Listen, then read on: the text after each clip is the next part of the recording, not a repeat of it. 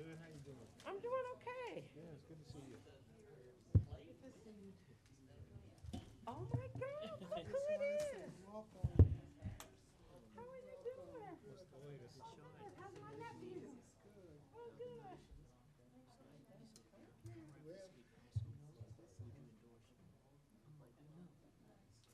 And enjoy the ride. Welcome. Congratulations, I guess. Hey, neighbor. I These tried are my to. neighbors. Hi, Trying to neighbor. help him in the fall. Oh, good. How are you? I did too. I said, listen, I tried to get you to do this. Are you kidding? No, she late. Several months ago, but you anyway. Convinced you need to be a delegate.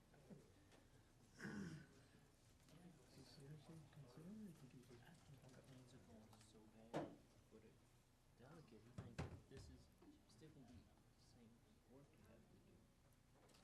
Oh, he's running out of time. What? Uh-oh. Oh, you're not talking to me. I'm sorry. No, it's talking to.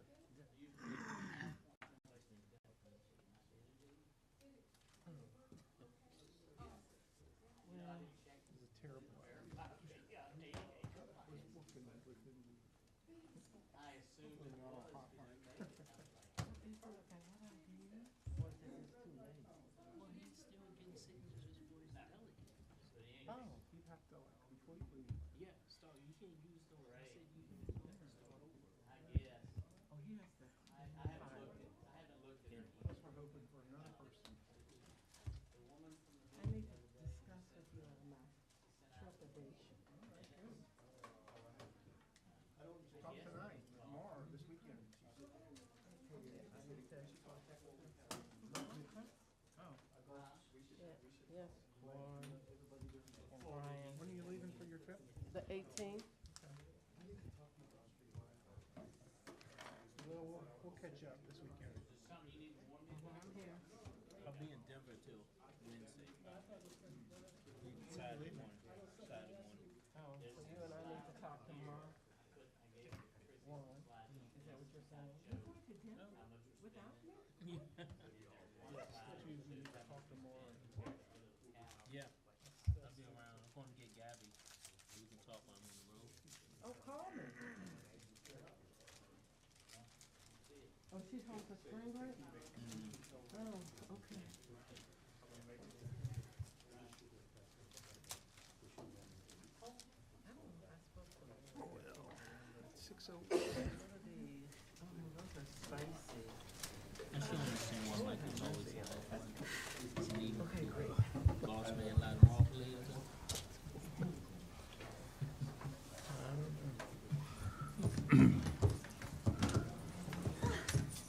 There he is. What?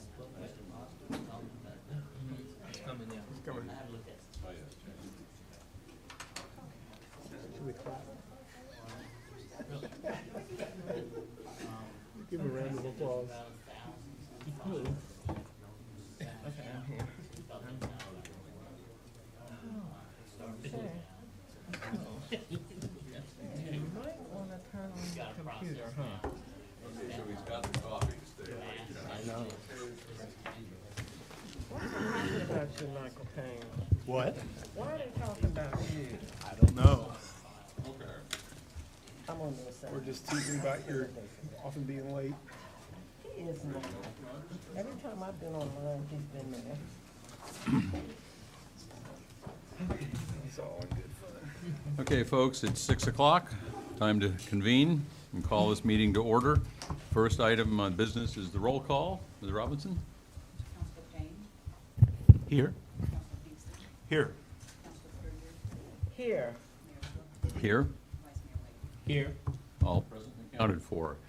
So our item of business today is the work session, presentation on the budget, revenues and expenses, and for that I turn it over to Mr. Rogers.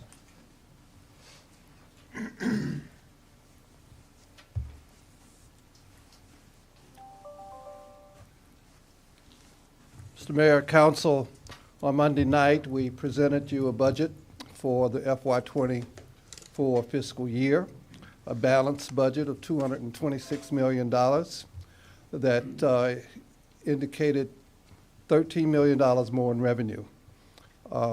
mostly from real estate taxes, $9 million, and the food and lodging taxes, sales taxes increased some, but it's total sum of $13 million. That's what we had to play with in terms of new dollars for the fiscal year. We presented you an outline of how we spent that $13 million.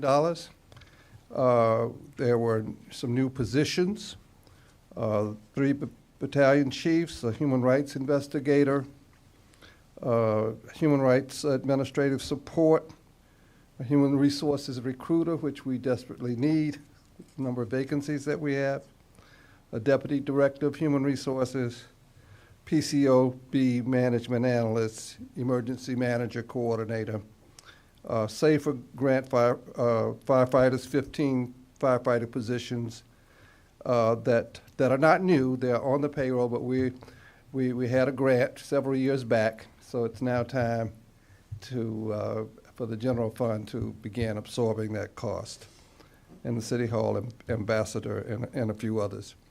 All in all, this budget contains a proposal for 1,081 positions, and that's 8 less than the previous year. But within that, we still have some vacancies that we're working to fill, and some critical positions. And the recruiter, as she ramps up, will certainly be able to help us address that. I'm going to have Ms. Hamill walk through the PowerPoint on highlighting some key areas from the budget. The budget book will be printed. It's going to print about now, and we should have it available next week. And since Mr. Pinkson insists on having a printed book, all right. Mr. Kingston, why are you doing that? Chrissy, you want to walk through? Sure, thank New you. school like the old school. Okay. So, just a quick agenda for tonight. We've spent a lot of time already talking about revenues. We went through the chart Monday night, so we're gonna kind of bypass that a little bit and look at an overview of expenditures. We also have 5 of our departments that are gonna come and present to you this evening as well. And so we're gonna go through a couple slides and then we'll kick it off with those presentations. So, as Mr. Rogers talked to you on Monday, there's several major budget themes in this budget. One is the strong support for the city schools. We worked to further some of council's priorities. We are investing in city employees. We're preserving quality services. We're focusing on organizational improvements and efficiencies. And we are maintaining all current tax rates and fees. So as we look at the expenditure summary, the total budget is just over $226 million. You can see here when we often talk about the pie, how that pie is broken up functionally. You'll see that schools account for about 30% of that. The departments that are going to present to you tonight account for approximately another 30% of the general fund. And then it's broken out into the other categories here. The designated expenses are the revenue sharing that gets transferred to the CIP, also the contracts with the schools, facilities repair is in there as well. So how did we spend the $13 million? We're going to go through some of those details. The contribution to schools, that's a formula that's 40% of all new revenue. That accounted for just under $4.2 million. Rent and tax relief actually is a decrease, although that is because last year in the budget, we had included extra dollars with the idea that we were going to combine a lot of the programs and we were going to pick up an additional, because of that timing, we were going to pick up an additional half a year. And that did not, we ended up not doing that. And so while it looks like a decrease, the programs themselves and the relief that's being offered is not decreasing. It was just because we thought we were combining the programs. Again, as Mr. Rogers mentioned, we are adding several new positions. Some of these are catching up because through the ARP allocations, these were things that we've actually already done in this current year. We added 3 battalion chiefs for fire. We added several positions for human rights and human resources. In addition, we created the emergency manager coordinator position, an analyst for the PCOB, the City Hall ambassador, and then the Safer Firefighters. As you know, there was about $2 million of ARP money that was allocated to cover those. However, we will actually start picking them up in April of '24.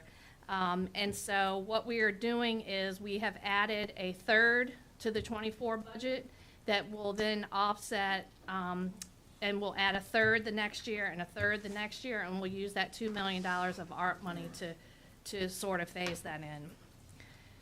In addition, we added a couple new positions with new '24 revenues, a READY coordinator, which will be in the Office of Equity and Inclusion, a homelessness services coordinator, an additional senior analyst for human resources, and we're adding 6 additional firefighters. The human resources, they had a position that was originally funded as a specialist, and that got reclassified as a manager. We also unfunded several positions. We took 5 of the vacant police officer positions and reallocated that funding elsewhere in their budget. And human resources, that was another vacant position that was reallocated to help offset some of the other the new positions that were listed previously. As Mr. Rogers reported to you Monday night, we also have included a 6% COLA effective July 1 for all employees. Additionally, for the city's health care, the city is chipping in about $500 additional per employee. We are not making any changes to the employee health care premiums at this time. And the retirement allocations are the same percentages, but our payroll is higher, so that accounts for an increase. Additionally, we have the contributions to nonprofit and outside agencies. The ones that are listed here are more the ones that we've tossed around. We used to call it contractual, that got confusing, so now we're calling it governmental, right? Intergovernmental. So these are the ones that are essentially agencies that are governed by either MOUs or regional agreements. These agencies are reviewed generally by the budget office in conjunction with the county budget office to make sure that we're all moving in the same direction in terms of how we're funding. A couple things on here that don't qualify under that, of course, Pathways. That has been a fund that has been funded through Vibrant Community. We have been funding that at just under $85,000 a year, but with ARP for the last 2 years, we've been providing about $1.5 million in funding. And so while that's not sustainable, we did add additional funding to get that up to $500,000 in the budget. Additionally, the Vibrant Community Fund overall, we added an additional $200,000 to the pot. So those account for the increases for the agencies.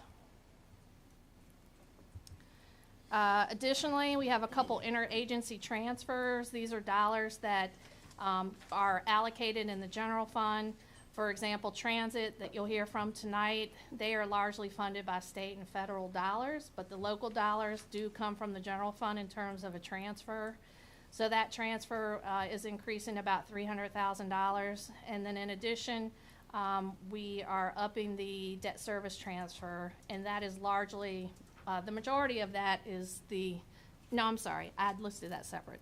I was going to say the majority is the meals tax, but that's actually at the bottom. So that is 163 is additional general fund dollars, and then at the bottom in the designated revenues, we're increasing that another 162,000, so that's just a little over $320,000 increase for debt service. Additional changes, as we know, fuel costs have increased. Information technology is increasing for computer and infrastructure replacement. As you'll find in different parts throughout the budget, because of COVID, that was one area when we were trying to cost save. Vehicles and other equipment got put on the back burner. We're trying to catch those up. That's the vehicle replacement funds that are listed here. And vehicle repairs are going up as and maintenance are going up as a consequence of that delay. So that's why that's an increase here. Additionally, contractual increases are going up. Some of that is related to escalators that are in existing contracts. Some of that is related to inflation. And some of it is related to some creative uses of contractual labor for jobs that we can't hire for. Utilities overall, that's electric bills, software license and maintenance, and then rent is actually going down, and I think the large part of that decrease is probably attributed to the police department because they've been able to get rid of some of their rental space. And then looking on down to the designated expenditures, the transfer to the capital improvement program is going down about 1.2 million. There's a couple of contributing factors here. One is the transfers that we have been putting in have been, as you know, escalated above and beyond our 3% policy because of the Friendship Court project. Some of that, based on their LIHTC application, has been pushed out to later years, so we're able to draw that down.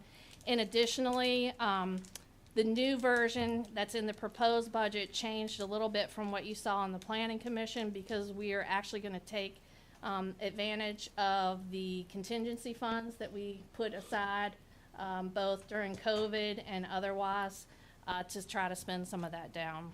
So the transfers that are currently in the budget for the CIP adhere to our 3% policy, but that's about where it's capped. The building maintenance and pupil transportation, those are contractual services from the schools. And then the debt service is by policy. That is the equivalent of 1 cent per meals tax. So as that revenue goes up, a little bit more gets to the debt service fund. And then facilities repair. During COVID, we have historically for many years funded that at about $400,000 a year. That was another area that we reduced during COVID, and we're bringing that back up. So all told, this is where we are for how we're spending the new dollars. Any questions? That was a long, fast list. Johnson? No questions. No. I have a couple questions. Just to be clear, you mentioned the city, the 40% of new revenue, as you put it, going to the city schools. That's actually 40% of new property tax revenue. That's correct. Real estate and personal Right, property. but not all revenue. Right. Yeah. Right, thank you. Okay. And I'm curious about, because I don't know if this will be touched on by any of the later speakers, what is the position of the READY coordinator for? Perhaps Ms. Marshall can bring us in. Well, for I that don't doubt that you do a yes. lot of work. It's not the purpose of the question. I didn't take it as that, sir. Thank you for the question. For that particular role, there is not a status on it because we would need you to approve it as part of this budget, and then I can hire for that person starting in the fiscal year for July 1. So currently, your Office of Equity and Inclusion is me, and me. Also along with our leads for the Downtown Job Center, our Home to Hope program, and our ADA coordinator. So the READY individual would help to provide an umbrella not only over the great work that those programs are already doing, but would help working within the organization to make sure that we are providing adequate and timely training opportunities for our staff, being able to have an additional set of eyes to review program proposals to make sure we're thinking of equity, all of that great work that the city has intended for us to do to make sure we're not going out to do harm. So one of the things that I've found when I've talked to people about your job is they say, well, what is the Office of Racial Equity, Diversity, and Inclusion actually do anyway? Do they just sit there and be liberal? And you've mentioned a couple of specific things, some specific programs that are under your umbrella. Absolutely, yes, sir. So first of all, the office is new. That was one of the charges within my job description, was to establish an Office of Equity and Inclusion. So under Mr. Rogers, we were able to establish that really starting July of last year. And so under that office, we have absorbed our downtown job center run by Roy Fitch Jr. That job center has been around for quite some time, but was nestled in economic development. We've moved it out under equity and inclusion so that they can not only focus on providing good quality jobs within the city to anyone, but also our lead, Mr. Fitch, has financial opportunity experience, which I recall from last budget season, Councilmember Payne mentioning, and also equity experience as well. So thinking about if there's any disparate impact when we're thinking of our jobs. Our Home to Hope program, which helps individuals who are formerly incarcerated come back into the community and receive the supports they need, is also under the Office of Equity and Inclusion. That program was really the brainchild of former Mayor Nakia Walker and has done some amazing work, including winning an ICMA award. And so they are part of our Office of Equity and Inclusion, specifically because the work they are doing is really removing some of those barriers for individuals who want to be successful and move through their life and happen to have this issue that occurred in their background that sometimes can very unfairly prohibit them from moving forward. And then we also were able to move our ADA coordinator, Mr. Paul Rudisell, from our department, our neighborhood development planning department to the Office of Equity and Inclusion. And that was very intentional. That was because oftentimes, because that person was nestled in NDS, it was thought of that really they only focused in on plan reviews, for example. But your ADA coordinator is actually a federally required position that does far more than that. So under the Office of Equity and Inclusion, our hope is that our ADA coordinator will really be able to spread his wings, really look at Title II and Title III as it applies to the city, be very proactive with their work, and one of their largest tasks that they will be doing as soon as we are able to solidify a contract is updating our transition plan. But in the meantime, by having that person be more visible, they've done everything from go to our local library branch and do an assessment just to make sure everything is as safe for our patrons as possible, to providing assistance to our registrars. They look at new sites. Okay. And if I may,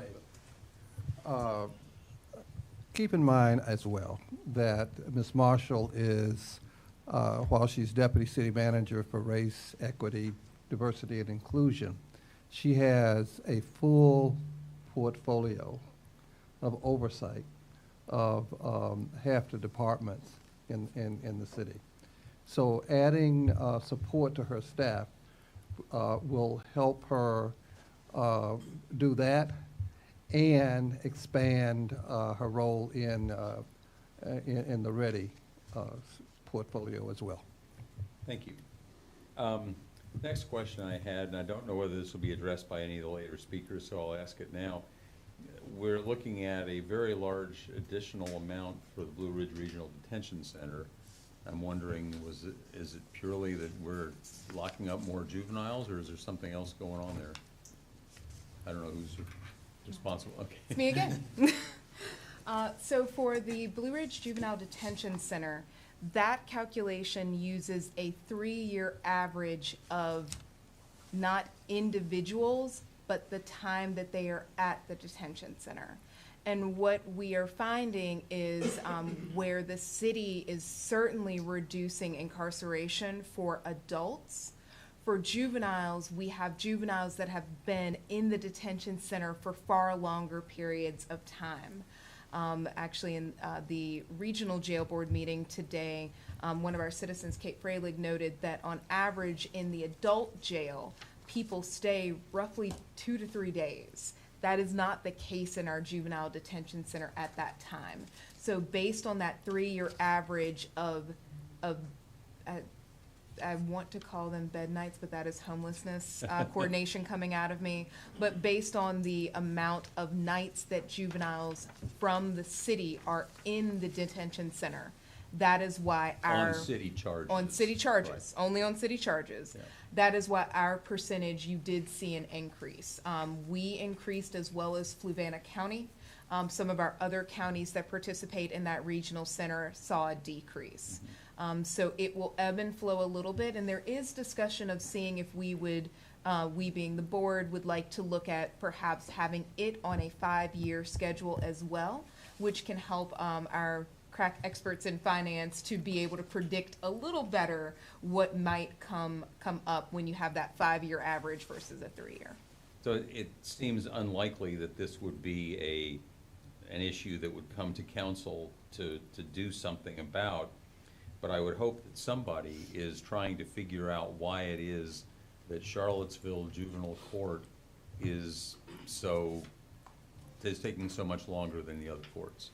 Absolutely, and the individuals at the detention center have been really great to work with as far as answering questions about issues such as that of the length of detention, but also providing information about what they are trying to offer youth who happen to find themselves there in order to make sure that they perhaps do not return. I thought one of the interesting things, only because I never would have thought of it, is they actually keep bees. And so the individuals who are at the detention center who take care of them and learn how to, I guess it is still technically animal husbandry, while they are there. But yes, I did myself really see that stark difference of the work that I think Charlottesville has done when we think of adult populations and deferring from incarceration as compared to that juvenile percentage, and the time served is really where that increase came from. Okay. Those are the questions I had. Does any of that spur other questions from other counselors? Yeah, it did. Thank you. Is the Blue Ridge Regional Detention Center, is that something similar to the jail in terms of being an authority and having a board? They do have a board. It is comprised of local government representatives. Okay. So for example, from Albemarle County, Mr. Walker sits. However, from Fluvanna, it is their county administrator who sits on that board. And you're our person there? I am. Okay. Thank you. Yes, sir. I think we saw a presentation about this at one point, but is anyone able to explain the $643,000 increase for the CACVB? That is also a formula as well, and it's based on lodging. It's lodging, right? Yeah, all of the lodging tax. So it's actually a year behind. Okay. And during COVID, they actually took a big hit, and if you recall, we had talked about some ARP money to help make that up. And this is just catching up. Now that the lodging tax is back online, So it's this going is back good. up. This is a good thing, it sounds like. So, We had I'm on that representative board on that committee. We had our meeting this week, and we talked about that as well. And so it was a tough couple of years there, but we're coming out strong. Just a few quick questions. The City Hall ambassador position, I know that was created as a COVID-era response, and at the latest, the president went orders later this spring. Is this reimagined as something different than that COVID-specific position? do you want to talk about that, Jason, or do you want me to? Yeah. Do you want to just go to? I'll talk about it. The ambassador program we installed because as we were opening City Hall, we thought it would be a good idea for citizens to be greeted by city employees as they came in. And part of our COVID protocol, they come in, they register, they get a visitor bag, they get badged, they get escorted to their location. So it's still COVID related, but, kind of a holdover. But I think that as a matter of customer service, it's a good thing to do anyway. So we hope to keep that ambassador in place going forward. Okay. And the other is with the Pathways Fund. I know in one sense it's an increase in terms of the recurring line item, but compared to last year at 1.5 million, it's a decrease. Is there a sense of kind of when that 500,000, if you kind of project out the current usage of that program, when that 500,000 would be depleted over the next fiscal year? So our work session next week is about nonprofits and agencies, and Vibrant Community will be part of that. I don't know that Ms. Graves can probably speak to that best, and she will definitely be here next week. One thing is that I know that they are looking at different criteria for the program, so it might not necessarily be exactly like what it's been, but she can speak to that next week. We'll make sure we have a response for you then. Okay. And similarly, I had a question about the SPCA and some of the concerns about the treatment of animals and staff, and I know Albemarle's been engaged on that. Would next week's work session, we'd probably get into that more, or? So one thing about the SPCA that I can speak to is that is also by formula, and it's based on per capita and the CPI increases. So that's what this increase is. In terms of operationally and the things that are going on there, are we going to talk about that next week? Or? I can provide that at this moment. That has been tasked. That's my new task, is to figure out what's going on. I have engaged the county, my peers in the county, to help understand exactly what they have done so that we too can do our version to evaluate what is really happening. I understand that the state has made a visit. We've gotten a report on that. It's actually better than what anyone would have thought based on the accusations that have been made. I also reached out to invite the ED or board chair to come before you in an upcoming work session. So we're working that out right now to give them the opportunity to speak to you directly about what has been, basically what the charges are against what's happening there. Plus just give you a report, because they have not been before you in a couple of years is what I understand. I meet with the county next week. We'll review exactly where we stand on the matter and then determine what next steps we need to follow. What is missing, as I appreciate it, is that we don't currently have our liaison to work with the SPCA on a regular basis like the county. There's a vacancy in the police department that would have previously served, but I don't believe that position was actually performing the way the county has their person performing, and that's a correction that we're going to have to work to make as well. Okay, thank you. Other questions, Counselor? All right. What's next? So as we mentioned to you, we have a couple of departments here tonight that are going to make a presentation to you. And this chart is, we spend all of our time, or most of our time, during these budget work sessions talking about the general fund. The 5 departments that are going to come talk to you tonight account for exactly 33.7% of the general fund budget. But they also, some of them also span other departments as well. So, fire's all general fund. Parks and Rec is general fund, and they manage the golf course, which is accounted for separately. Additionally, Public Works spans through general fund. They have a few programs in the utility funds and the fleet fund.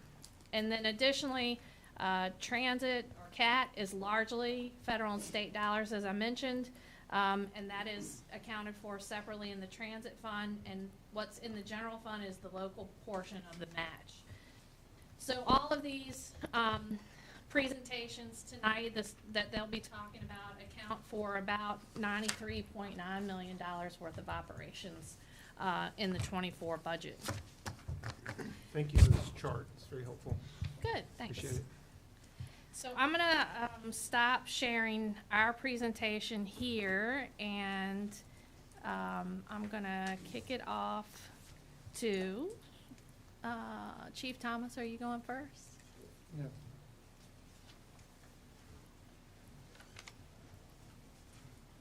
And we've asked the directors to give us about a 10-minute presentation, maybe 5 minutes questions from council.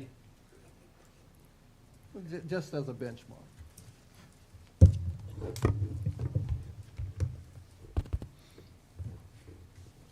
I'll wait she pulls the presentation up.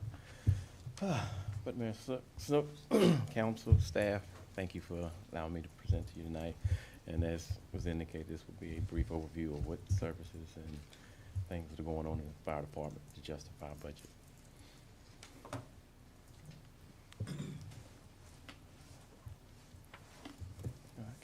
That's good.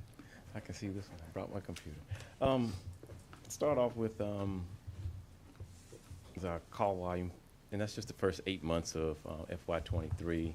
As you can see, 5,600 calls thus far, and again, that's the first 8 months of the fiscal year. That doesn't account for any of the 9 days in March, because that total goes up daily, because every day we run calls.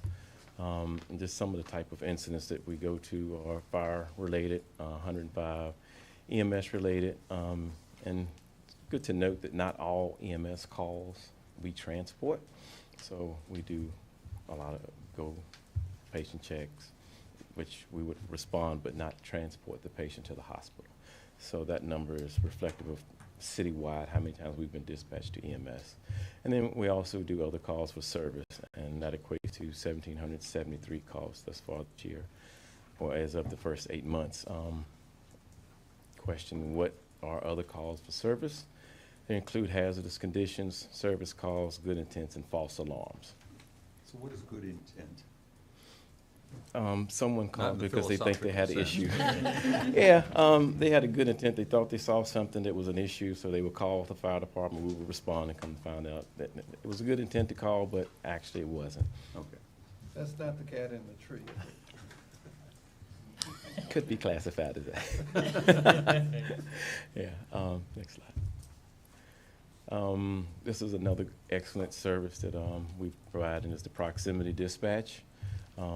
As you can see, it was implemented in FY21-22, and at that time when it was implemented, there was a 56% increase in our EMS call volume. And with that 56% increase in our call volume, we were able to reduce the response times to the citizens by 9%. So that's a huge undertaking right there. And you can see we touch all 19 neighborhoods as well as UVA campus and grounds. So that's a huge benefit to the city and to the citizens, the proximity dispatch. It gets the right units to the right place for the right needs. So just to be clear, a positive number in the improvement column is actually a negative. Yes. Okay. Mm-hmm. And actually, the red is the only one that, you know, we are still looking, and that could be just the time of the day, because traffic patterns change here drastically. So those numbers could have been affected by, you know, delays in traffic to get there. So, but for the most part, there was a huge increase in each neighborhood and the campus. Okay. And as I indicated before, we respond to every call, but in terms of transports for FY23 so far, we've transported 2,110 people. And what does that mean? We have revenue contribution to the general fund of $445,113 total this far. That's been posted to the general fund for FY23. Yes. Next slide. And it to mention on that too, that number does not include the cost for the billing, because we pay a company to do our billing, which is Digitech, and there is a fee to that. So there's a small portion of that that's not. some community outreach things that we've been involved with. We were awarded the community block grant, and we received 1,950 devices, which include smoke alarms, carbon monoxide detectors, and range hood fire stops. Thus far, we've installed 1,630 of those devices in people's homes in the city. That's a huge undertaking. That's a lot of man hours and stuff. So it shows that the men and women of the fire department are actively working and providing service to the city. This was a city-wide initiative. However, we focused heavily on West Haven, 10th and Page, and Rose Hill. And we're going to continue the effort till we install the remaining devices. Staffing, currently, we're allotted 117 full-time employees. That includes administrative staff. Our operations staff consists of 98 positions. We're currently we have, well, it says 6, but it shows 7. It's 7 vacancies. And we are actively in a hiring process. So our goal is to be through the process and in a position to hire at the beginning of the 24 fiscal year budget. And with the additional positions proposed by the city manager, able to be in align with our hiring process. So we should have a nice list and the ability to bring on those additional that has been proposed by the city manager. Next one. Some of our staffing challenges is employee turnover. I think, we're no different than the other department, but we're losing members to other departments and to the private sector. Reason being, the market is being competitive. And we are a great department, but when people are deciding where they want to work, where they want to stay, they base their decisions off of more than the working environment. So employee retention is one of our staffing challenges too.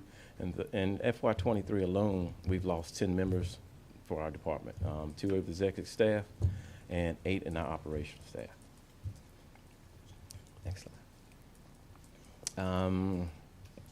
Overtime, this is a very complex slide, so I'll try to get it so it's understandable. We're 56 hours for our operations, and they work 24-hour shifts. And for overtime, for single days, so if you come to work today and you get held over for tomorrow, that's 1 shift. We've had 507 shifts, and that's not 1 person, that's an actual average of 6 members per day that we're hiring on overtime. And if you want to look at 48-hour shifts where people have to stay over 2 consecutive days, it's 306 shifts. And 72-hour, it's been 372 days. And what does that mean? That means if I came to work this morning, I would not go home till Sunday morning. So it's a huge undertaking on the staff. Burnout is a question. Mental health is always something that we check on, and we have dashboards to see how many critical incidents they respond to so we can move them around. But still, we have to maintain minimum staff and the seats filled, so when the citizens call, the units will respond. How does that affect the budget?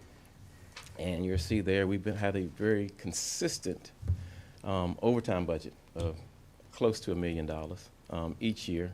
FY21 is not reflected correctly because CARES money was used to pay that down, to offset that. And I think that was 1.2 million of overtime. So if you look at it, it's been consistent. And when you look at FY23, what's budgeted or proposed, it's $400 and some thousand. As of 8 months, we're already at 800,000. So what? 800,000. And I can get you exact figures if you need. But that shows that our staffing levels is what's driving the overtime. So the positions to increase our staffing, to have people there so we don't have to hold people over, is vital. Yes. Chief Thomas, what is that like? So that, they just don't have the staff, or someone calls in and if they're there, they know that they can't leave because they just have a sense of obligation, and so they know that they have to stay over. So what is that like, that overtime? it's not one thing. So it would be so much easier if it was. It could be the 6 vacancies where people have left the department, which generated vacancies. We have people on FMLA. We have people in long-term military.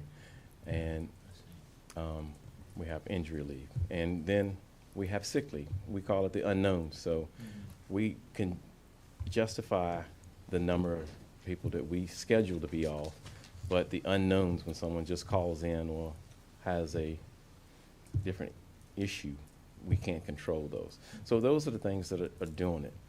And the other piece to the puzzle is our units are specialized. Not everybody can come in and drive a ladder truck or tilt a ladder truck, pump an engine, perform ALS skills to the citizens, or BLS skills. So, or hazardous material, deal with those things. So you have to have people, and you have to have people with capabilities, because if I don't have any engine company drivers, I could have 100 people at work, but I don't have anybody to drive my unit. So I have to have specific people to do specific tasks. And so when they're off, it's mainly force hire, but we do have a volunteer list too, where if people want to volunteer to cover those outages, they can do that as well. The force hire is the one that's not well received, if you will.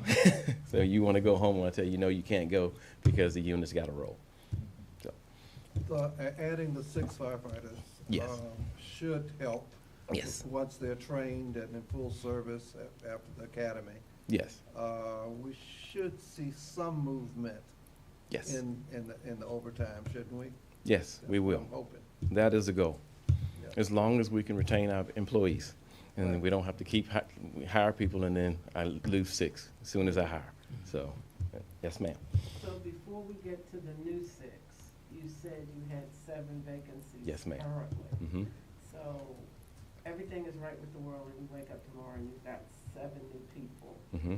The additional 6 that are proposed would help even more. Yes. Are each one of those positions, whether it's the 7 that you don't have and the 6 that you want to have, in particular categories? I drive the hook and ladder truck, I drive the pumper truck, I'm EMS certified, or are you hiring firefighters and then training them for the specialties? Or both? Both. Our main thing is to hire good people Okay. and that want to stay here for a while, because the turnover rate is what's really the hindrance. Because if I lose someone for whatever reason with tenure, they have all those capabilities. And when I hire someone brand new, they don't. So we have to train them, and that's not get hired today, go to work tomorrow doing Right. that. There is a program, and you have to get certified to do certain things, and it takes time. And it depends on the level of person that you lose compared to the level of person that you hire, as to how long it takes to get them manipulating in the system. So what is your best guess moving forward with overtime? We hire the 7 people that you don't have. Mhm. We perceive that overtime will go down because you would have more people than you do now. And we hope that overtime would go down even more if you get the 6 people that Mhm. you really would love to have. Is Yeah. that a pretty good indices of the, That is the goal, okay? to retain the current staff that we have, to hire the vacancies, and to add the additional to assist with a relief factor. So when we have these unknowns, we will have a relief factor. So if you call in sick today, someone is there that can fill in.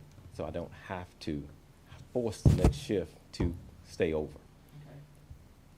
Got it. And again, that's why I said that was a very complex slide, and, you know, I'm more than willing to talk later or at the end of the 5 minutes.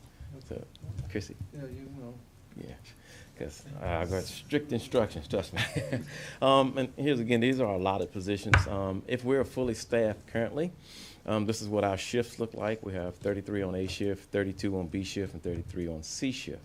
And if you see the last line is the current relief factor. We have 2, 1, and 2. So I can have 2 people call in sick and still maintain without having to hit overtime. On B shift, I can only have 1 that's in a perfect world, and like I said, I have 6 vacancies, so that's what we are allotted. Next slide. This is, Oops, Oop. sorry. this is present day. I have 31, 28, and 29. So on B shift, I'm -3, and C shift, that's -2. And what does that mean? I'm hiring overtime. There has been one benefit right now, because as you see, our scheduled leave is 7, so we can have up to 7 people off a day for vacation or holiday. And this is not really the season where everybody is taking vacation. You know, coming up in the next few months, spring, summer, we're going to see that being full. So we've been able to manage and work around it with the shortages, but we're still hiring overtime, but not as much as it was. Because we had a lot of people out on injury leave last year, which generated a lot of overtime. We were 21 people short. We had 9 people on some form of leave, and then we were short by 12, and we had a recruit school that's graduating in the upcoming months. So those things contributed heavily to the overtime, and so we're starting to see some relief, but we still got work to do. And the next one. And this is what we would look like with the additional 6 that has been proposed by the city manager. That would give us 35 on one shift, 34 on B shift, and 35 on C shift. And that would give us a relief factor of 434. Not the area code, it's people. You know, it would be nice to say 7 and do 4 across the board, but we're very appreciative of what the city manager has proposed. But again, there's still work to do. And that's, you know, the down and dirty, quick and brief, so I would, you know, stay within the time frame. I'll be glad to answer questions. I have my Thank you. Deputy Chief Rogers here with me. If I can't answer, I'm sure he can. How were you affected by retirements? I've got 2 retiring in well, 1 retired in February, 1 is retiring April 1st in this fiscal year, and so today is controllable. 2 years from now, that's going to be a whole different story because my whole senior staff is eligible. Now, whether they're going to go or not, that's something else we have to deal with coming up. But, you know, we got to get through these phases now, and then we'll work on those. Just one question. You said retention is one of the big challenges. Is that something you're seeing as a trend across departments across the state? And what are, from your vantage point, what are some of the biggest factors causing, you know, the difficulty with retention? Money. Our surrounding counties are offering, you know, where we used to be a commodity, where we were the only career organization locally, and now our surrounding counties are going career. So where you had a pool of people to choose from and you were the only one choosing, you could have the pick of the litter. But now that everybody around us is choosing from the same pool, it's competitive now, and who's offering the best. I know Richmond just got the SAFER grant that we had, and they were awarded 72 people, and they're doing lateral transfers. So they're taking, I just left a state meeting, they're taking from all of their, and we haven't got hit with it yet. Hopefully we won't, but, you know, 72 is a lot of people. Albemarle is hiring, they just advertised that they're opening their hiring process. And they have a similar pay plan in us, but they do have one that's different from us, that's very attractive. So we have to be competitive, and then again, it's the work environment, you know, making sure they have the tools and the resources they need to do the job, and everybody's working together. In terms of the wage competitiveness, are you seeing pressures primarily from starting pay or wage compression issues related to kind of pay increases over time? I think it's a little bit of both. You know, we're very competitive in our pay range. Is this, but once you're in it, I mean, because I don't know the last merit raise that the city's given, so that's where you're at. So I've got members who've started 5 years ago, and outside of the COLAs, that's where they are. And if they go to another department, they have step plans. So if you got 5 years of service, you step up, and that's very attractive.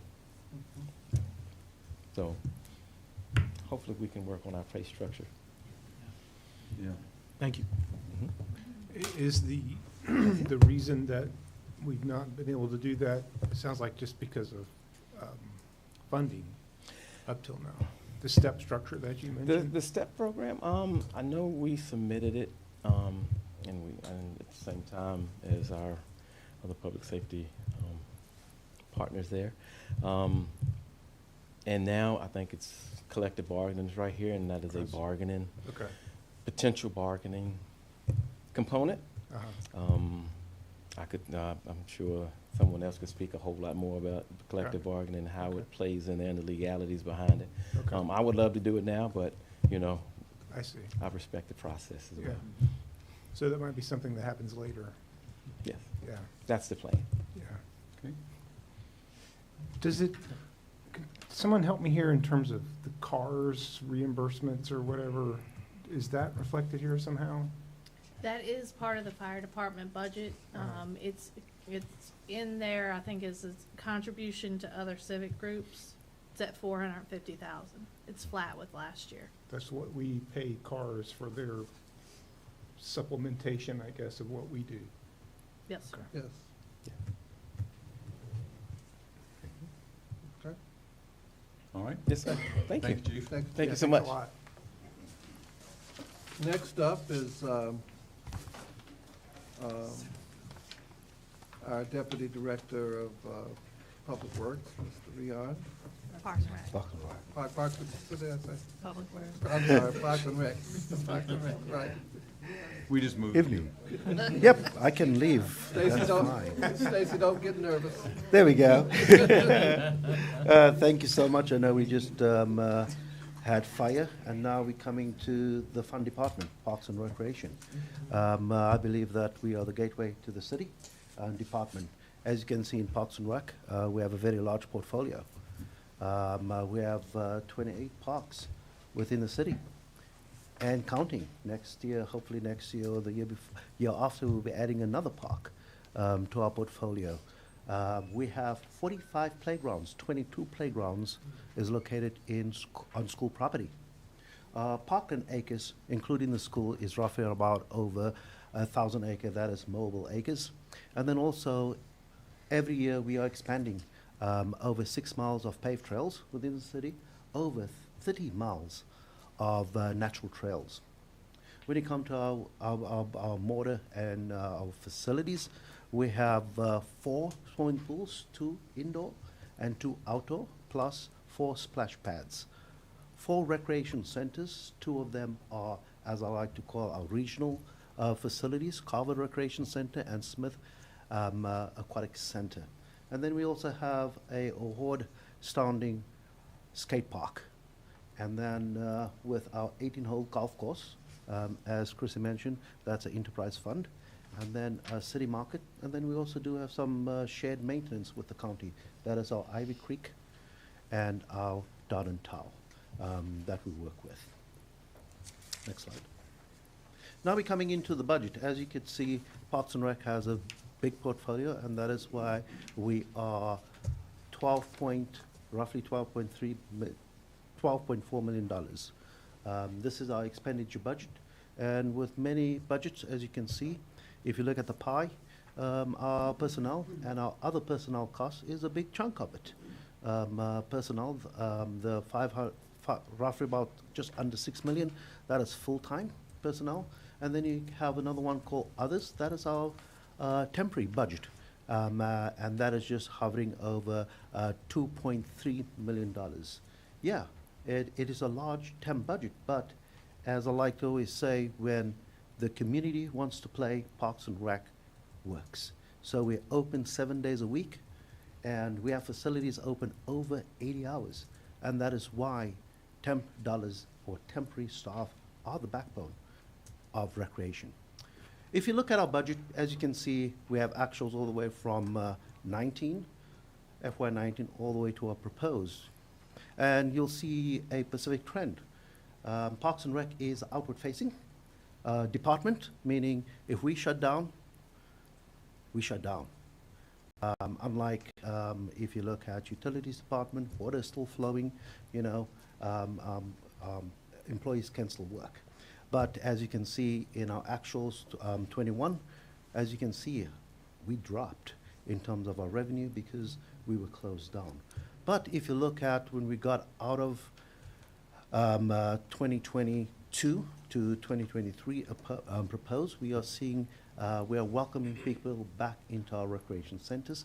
And then for our proposed budget, we are hovering at, again, as I mentioned, $12.9 million of expenditure. Next slide. This is our revenue projections. Again, in our COVID years, as you can see, our revenue stream dropped. And it just so astounding that I was just talking to one of colleagues that the last facility that truly opened up was just May of last year, and that was Smith Aquatic Center.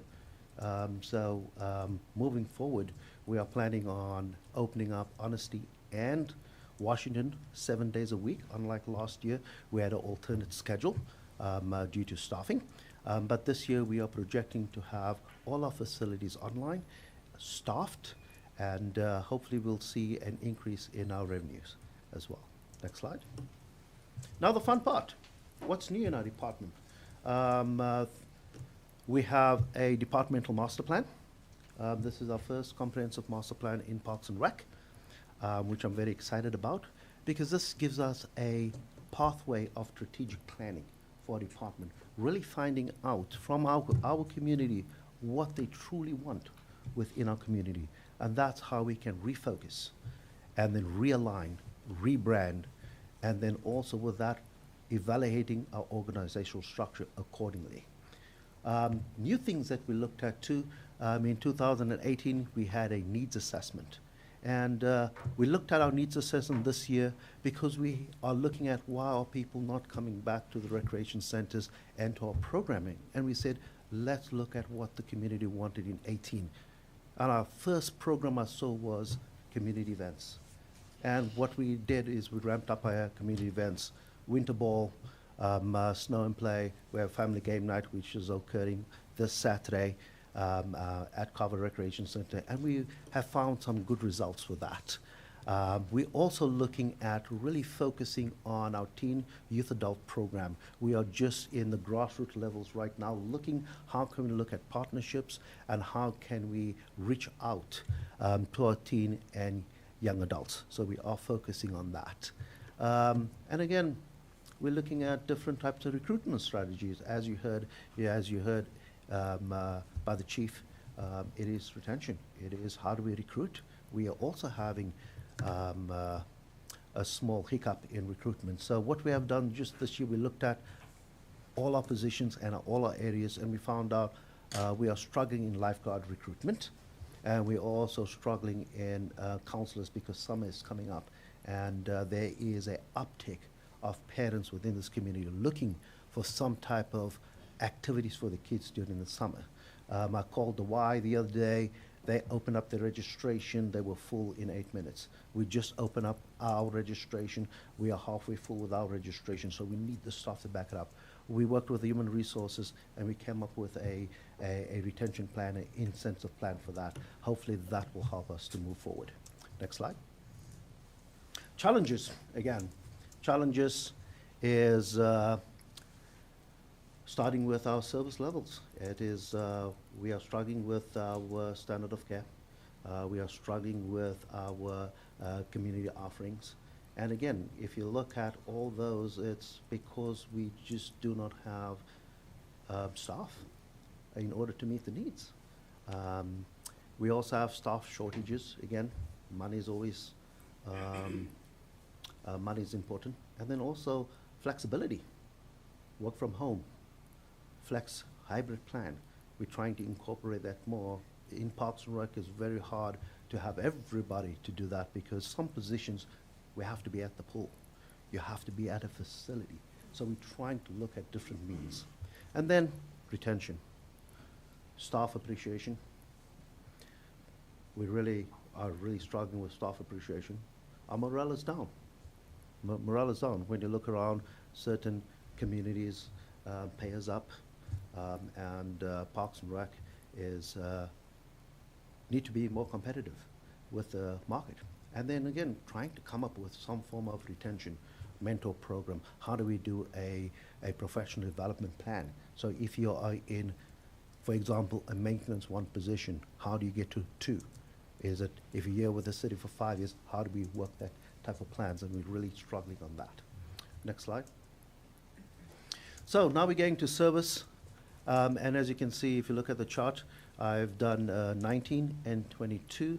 19 was before COVID, and 22, we're just coming out of COVID. As you can see, these are admissions, how many folks came to our centers, and I'll focus mostly on 22.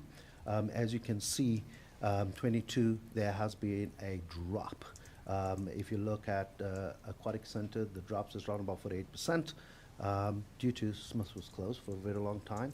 And then we had closure of outdoor pools. 1 year we operated with only one pool. Last year we had a flexible schedule with both pools. And again, as I mentioned, we are opening up our outdoor pools this summer. And then our non-aquatic facilities, those are our recreation facilities. Our admission has dropped 18%. And we're also looking at, in this fiscal year right now, we are seeing some trends. One of our strategic plans is how do we invite the community back? By inviting community back is having more events at the facility with no charge or very less charge, just so that we can introduce them back to what we offer. Next slide. And again, programming, recreational programs. Very, very important. These are programs that you register, and this is across our portfolio from aquatics all the way through recreational and athletic programs and stuff like that.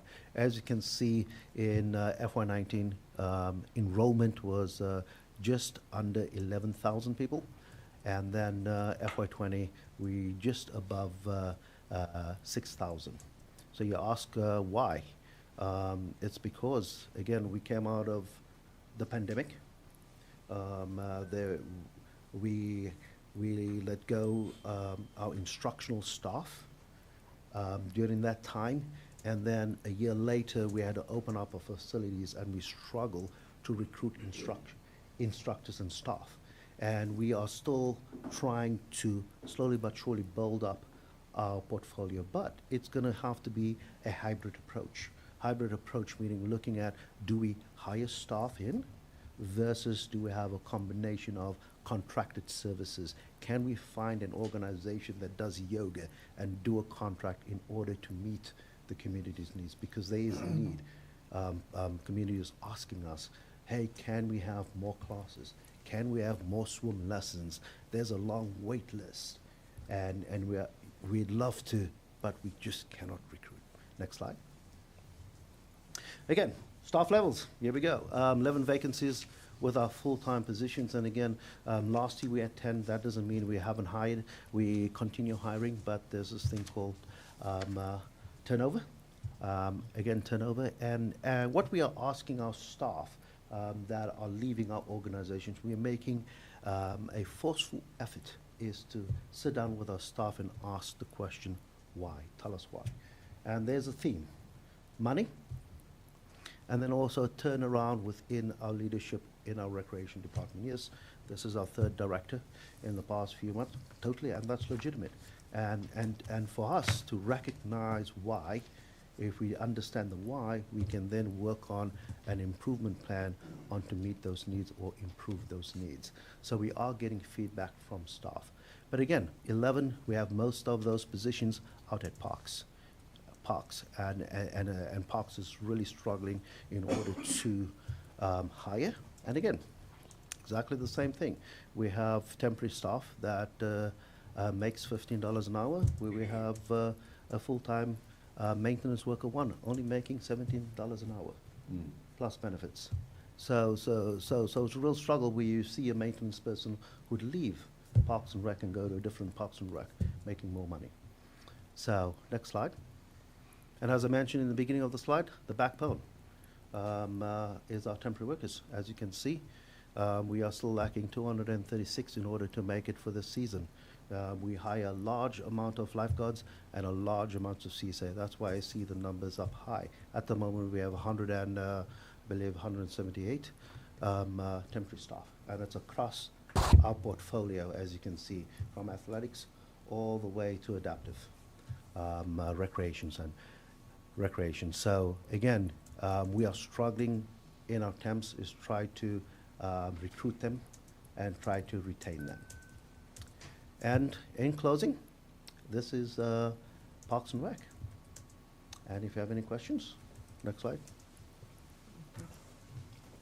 Yes, sir. So I have just one. I've been, talking about, with the recent uptick in shootings and things, that I think that this is one of the keys, one of the tools that we can use to address that, and that is to kind of have some type of programming for that kind of 18 to 30-year-old, kind of those particularly young males that just may need something. And I've been part of the studies and things that do, and I just don't see them kind of, when you get feedback of what programs that you want, really kind of going out into the community that I'm thinking about, is ask them what they want. And so I don't know if if we adopt the budget that we have, that 6 months down the road, 6 weeks down the road, that your budget, your staffing is dynamic enough to be able to say, well, now the community says that they want to do some of this, if you'll be able to accommodate that. Good question. So how our Parks and Rec is divided up, we have a programming section, and they look at different genres of programming. And we are very flexible of pivoting to the community needs, especially at this pivotal moment where we have lower staff numbers, so we cannot offer. So right now, we have the opportunity where we can look at partnerships in order, internal partnership and external, communicating to the police department, communicating to community attention, in order to move with the trends of the community. And I think we'll be able to do that, but we will not be able to sustain that. For example, right now, there is a gun violence problem, and we do need to improve our teen and youth programs in. But when I project that this will be a long-term plan, we will then have to find funding in order to sustain. i.e., if that's the path, we're gonna have to have a dedicated individual, because as I mentioned, we have a program department, but they have 4, 5, 6, 7 different genres. So if that is the direction, we need one individual to just focus on that community and have robust programming and doing outreach and finding out what are their interests so that we can build on those programs. I think that definitely something we may have to look at in the future, but what I'm envisioning is that you advertise it, someone may have a degree in Parks and Rec from university or what have you, but they may not be able to have their connection and relationship to go out in the community to ask the community what they want. So it, I guess, would be how you write the job description and things like that. So that's definitely down the road. But I think this is going to be vital, because I think if we don't get this right, it's going to have an impact on the whole budget, the whole city. So I think it will be, if we determine talking to the community, this is something that they want, then I think we as a council should probably have to find a way to, that's one of the tools that we need to do it, so. Thank you for the presentation. It's very helpful. It was interesting at the event that the chief had the other night over in 10th and Page. I heard a mother there beside me talking about, she would essentially love to be able to put her kids in more sports, but just the cost of doing that. And it is interesting, as we look at the city holistically, the importance of things like Parks and Rec to help our youth find profitable ways to spend their time and grow. I think it was Deputy City Manager Marshall who mentioned to me earlier today that y'all are working on a master planning effort, a strategic plan, which I guess will inform sort of what programs you hope to have in the future and staffing as well. And is that, when do you think that will be done? So right now, it is in our procurement office. Okay, We're just waiting for our procurement office to release it to the public. That process will take roughly around about 1 or 2 months. okay, We will then negotiate. That will take anything from another month to 3 months negotiation. And then once we have the consultant on board, this typical process will last roughly around 18 months. oh, okay, that Yes, long. 8 minutes, yeah. Okay, Because it's a comprehensive master plan. What's in the comprehensive, the RFP right now, it is basically getting focus groups, serving communities, asking the communities what they truly want. uh-huh, So it's really, really robust, uh-huh. comprehensive plan. Let me say that during our strategic planning process, the retreat later, I guess, in May now, if you have a thought about how you want to see Parks and Recreation reimagined to engage with the community, that would be a good time Right, to right. discuss it, and put Yes, it on and the I table. I think it should also be, you know, I don't need to read the whole RFP, but I definitely want to read the outreach part of it and look, see what their team looks like that's going to be working on it. But yes, I think that we need to have that not just as part of this, but overall in general, you know, our outreach, but definitely for Parks and Rec, because I think we can do a different way of outreach than traditionally has been done. I'm sorry. No, it's fine. And one question I had, and I'd have to go look at these paper documents that I have. Give this man some paper. In terms of the funding that you have to pay your staff, including the temp staff, how much of that, again, when I look at it, maybe it'd be crystal clear to me, but how much of that, the funding it takes to staff your organization is impacted by the loss of, I guess, revenue of people not participating in programs or people not coming into the centers? Do you have a sense of what sort of percentage hit you've taken on revenue because you've not had the participation due to COVID in your programs, or is it not really funded that way? You're funded more from just general appropriation. Am I making sense? Yeah, Okay. yeah. So, again, it's a very hard question to answer, but I'm gonna try to do my best. Okay. Reasons being is, 2023, FY '23 will be our first full year of being open. Okay, But how we are funded is, and I'll give you a quick snapshot of registered programs. Most of our registered programs are run by, as we call, instructors. okay, And without instructors, we cannot offer programs. uh-huh, So when you look that if we cannot hire instructors, we cannot offer. So if we cannot offer, we cannot generate revenue. got it. When you look at outdoor pools, for example, they have lifeguards. Total different type of scenario than a recreation center. If you look at a recreation center, we know exactly how many staff we need to operate that building. It's a consistent number. But with lifeguards, it all depends how many people are in the pool. So at any given time, for example, Honesty takes 10 lifeguards to operate at any given time, compared to Smith Aquatics, a minimum of 3. So if we don't have lifeguards, which is happening right now, we don't have lifeguards, what we have to do is we have to close down certain areas of the pool so that we can accommodate. At Smith, there's 3 bodies of water, but if we only have 3 lifeguards, we can only operate one of those bodies of water. And that's how we've been managing. So, for example, if a family comes in that wants to play in the slide section, Unfortunately, if we don't have the staffing with the schedule, unfortunately, we cannot offer that to that individual. That is not what we want to do, but when we look at the scope, it deters some families from coming in.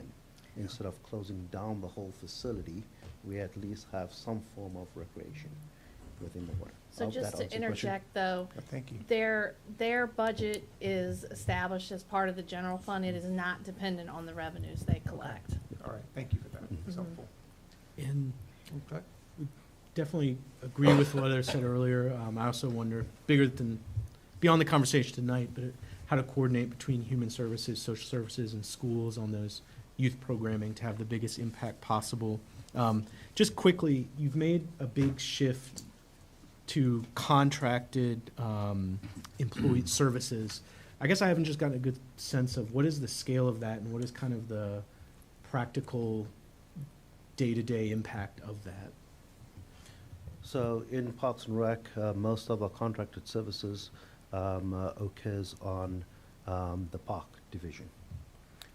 Park division, reason being, prior to our pandemic, we had a struggle of hiring seasonals. And then 2 years ago, we just could not employ folks.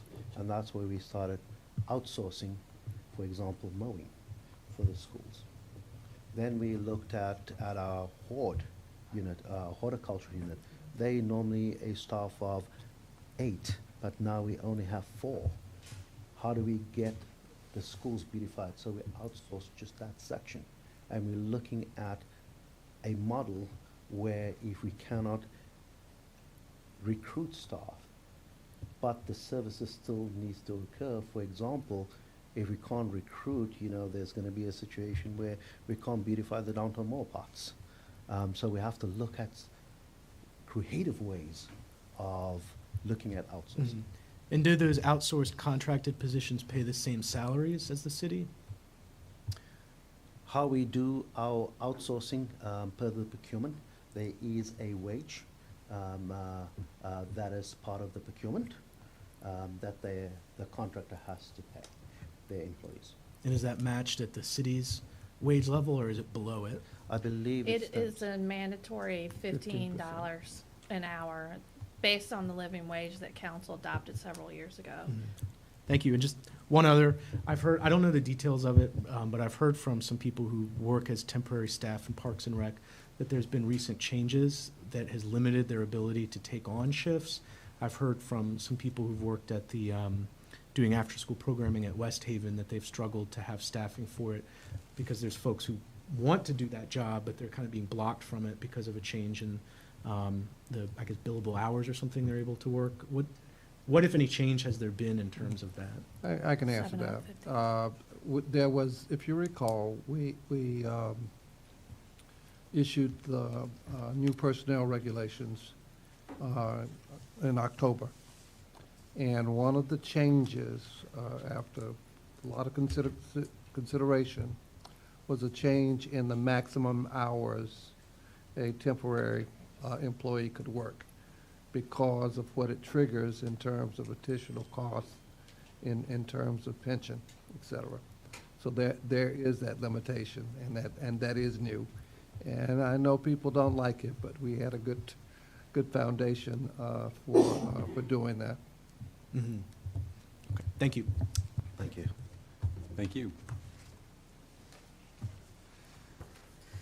Chief Kodges?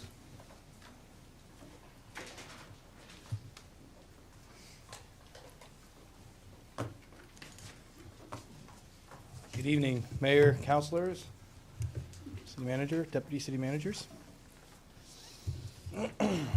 Okay, next slide, please. Next slide. Oops. I'll just All right, let we'll us go get through in- the whole thing. We'll just skip to the end now. So what's new? This is where we will start. So I'm new, and it's been a busy few weeks, and I'm really still getting to know the community and our officers. And I'll just start off by saying I've been nothing but impressed with this police department. and the men and women that we have a good foundation. We have a lot of work to do, but I'm very optimistic. Beginning right away, we have put together, it already kind of existed, a Chiefs Advisory Council. And one of the first things I've charged this council with, and it's a representative within the agency at all levels, including professional staff, is the development of our mission, vision, and values. And we are going to need that developed and put into place before we start talking about our strategic plan, which will ultimately guide everything we do. You'll see there, I'm sorry, a main portion of this strategic plan will include a new performance management program. This will include a planning session for every employee, which is an expectation session, and then a 6-month progress discussion of where they are, and then annual evaluations. And while this sounds very basic, it is something that is needed, and our staff needs to know where they are, and there needs to be clear expectations of not only what we expect as the leadership of the agency, but what the community expects. So our strategic planning process has not begun yet because we need that mission, vision, and values, but I do plan on including not only our staff, but community members and other stakeholders in that process. Excuse me, Chief, so that sort of performance management program has not been in place? Or is it a different version of it? Or? The answer is no. Okay, all right, thank you. Yes, thanks. Okay, next slide. Okay, looking forward. I'm going to begin with building community partnerships because that's probably the most important part to what we need to do as an agency. We all have been talking about the gun violence and what we've been dealing with here in this community of late. And I've said this before, we cannot address these issues alone, only as this police department. And we can't go into these communities and say, hey, remember us, we're back, without building trust and building these partnerships. So as of Monday, I have assigned a full-time sergeant as our new community involvement coordinator. That's Sergeant Eric Thomas. He's full-time, and his job is to, and we sat down and I kind of gave him what the vision of this assignment is going to be, but is to create these programs that are designed to involve the community in what we do in the police department. One of the initial things he's been charged with doing is to identify key stakeholders in the community, maybe around 15 or 20, to serve on our community action team or Chiefs Advisory team, where we would meet monthly and gather input from these key stakeholders as to what they want to see from our community outreach. I mean, we're going to do the coffee with cops and the ice cream things and all those things, but I want to hear from the community about from these stakeholders, what does our community want to see of its police department, and what kind of outreach do they want to see? Some basic things that we will be doing is a community police academy. This community police academy is going to look a little different than most. It will, as a part of participating in it, it will require participants upon graduation to volunteer at least 10 hours a year with the police department to work with us on different programs when we're out doing community events, stuff of that nature. And again, it's about building relationships between our staff and the community. Another portion is going to be to put together a police and faith coalition. And this will involve faith leaders within this community and the police department, where they will sit down with me monthly or maybe every other month. But again, it's those, what you get out of these types of meetings with the chief are these organic conversations between the police department, our staff, and members of the community. And you can move forward from there, and ultimately trust will be built. But that's going to take time, and it takes programs such as this. This is another program that we actually just sent a staff member up to New York City to look at a program they have. It's a Pathways program that NYPD is working with their schools, with youth at a very young age. I have not gotten a brief out from what they've got from when they come back, so I look forward to seeing that. And then a pilot program for the Guardian Score program. And so This is more towards the end of the year to look at, but this is a program I've been asked about a lot. It is a survey program. Officers have business cards. There's lots of different, they have a QR code, interactions with the community. They give that card, and it is a real-time survey, basically just evaluating that interaction with law enforcement. Again, how I vision this is more towards the end of the year, kind of as a pilot to see how it works in Charlottesville. Every jurisdiction that has done this, it has been rolled out a little differently, so it needs to be unique and fit this community. So, again, that'll be towards the end of the year. If you go back, I'm sorry. External communications. So we are going to continue to do our community walks every Thursday. They are not going to come to an end. We just did one in Fifield tonight, or this afternoon, and we're just getting a lot out of it. Just talking to folks, again, those organic conversations, talking to folks on their doorsteps, on a sidewalk, in a park, and just listening to stories and engaging with the youth and other members of the community. And then town hall type meetings similar to what we did last week. We will do more of them. I got a lot out of that meeting, and I thought what it showed me is this is a community that really cares and wants to be involved in the solutions to the challenges that we're facing. And then engagement on social media platforms, being more externally facing of what we're doing within the police department. You know, when I got here, what I have found is a police department that's just doing a lot of really good stuff, but we're not telling anybody about it. And we have this wall up. So we're going to take that wall down and start being more outward facing in what we do. Yeah. Chief, we've talked about returning to the National Night Out. Yes, absolutely. And I Thank hope you we for could do bringing that. up, sir. Hope we could do that this August. I think it's an important program for us to work on. We will. Thank you for brought that up. We are going to be doing National Night Out this year in August. So, next slide. Addressing gun violence. So when I arrived, I talked about the three things that we are looking at, and that is our three priorities, which was building community partnerships and addressing gun violence. That was priority number one, and they go hand in hand. Number two, recruitment and retention, and number three is the treatment and wellness of our staff.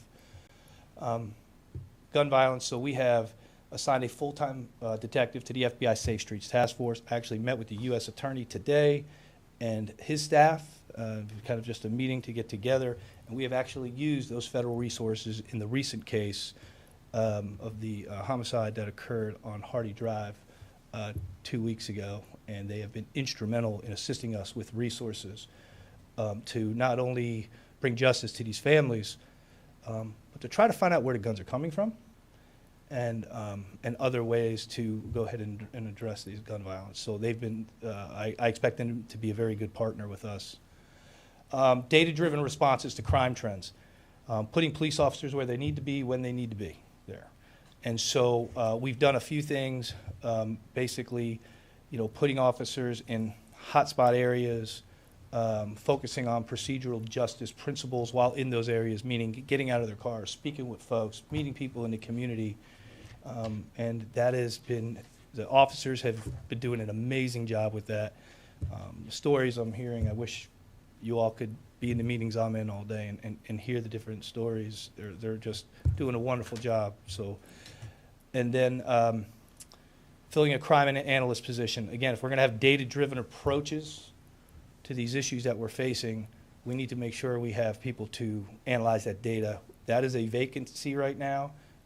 Our records manager is doing dual jobs right now. She's doing an amazing job with that work. We've had somewhere around 70 applicants for the crime analyst position, so we have to get through them. So I'm excited about that, and that's going to be really good. Redistrict patrol areas from 8 to 3 and assign a lieutenant to each one of them. That's an accountability piece. So when we have our CompStat meetings, our regional CompStat meeting, which is when we sit and look at data with ourselves and UVA police as well as with the Albemarle County Police Department, that lieutenant for that district is going to stand up and tell us what's going on, why it's happening, and what they're doing about it. And then they're also going to explain different community strategies they're working on within their assigned district as well. Again, it's an accountability piece, and it'll allow us to be a little bit more focused. And again, I spoke about the regional CompStat meeting. We had one track of time, about 2 weeks ago.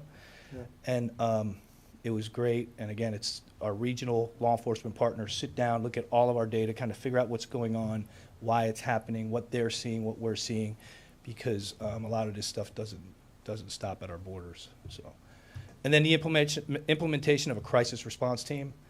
I had a commander, a commander and a sergeant recently go up to Alexandria and look at the model that they are using for their team, which is more of a community-focused, community-based model to the ICS, which is Incident Command System model of responding to high-threat, low-frequency events like barricaded individuals, school shootings, active violent incidents.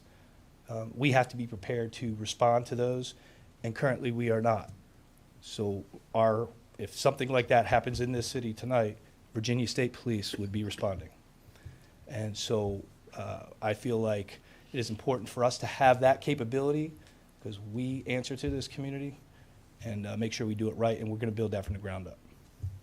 Next slide. Recruitment and retention. So we had a hiring blitz recently. We had 20 applicants show up, a few certified, meaning they were already certified police officers from other jurisdictions. So we're excited about that. We're having another one at the end of this month. We have added a community member. Well, right now it is Mr. Mendez from PCOB. He is on our hiring panel right now, and I plan on adding a community member to that hiring panel as well. So they have that's the one part of our process after you take the written and physical agility test.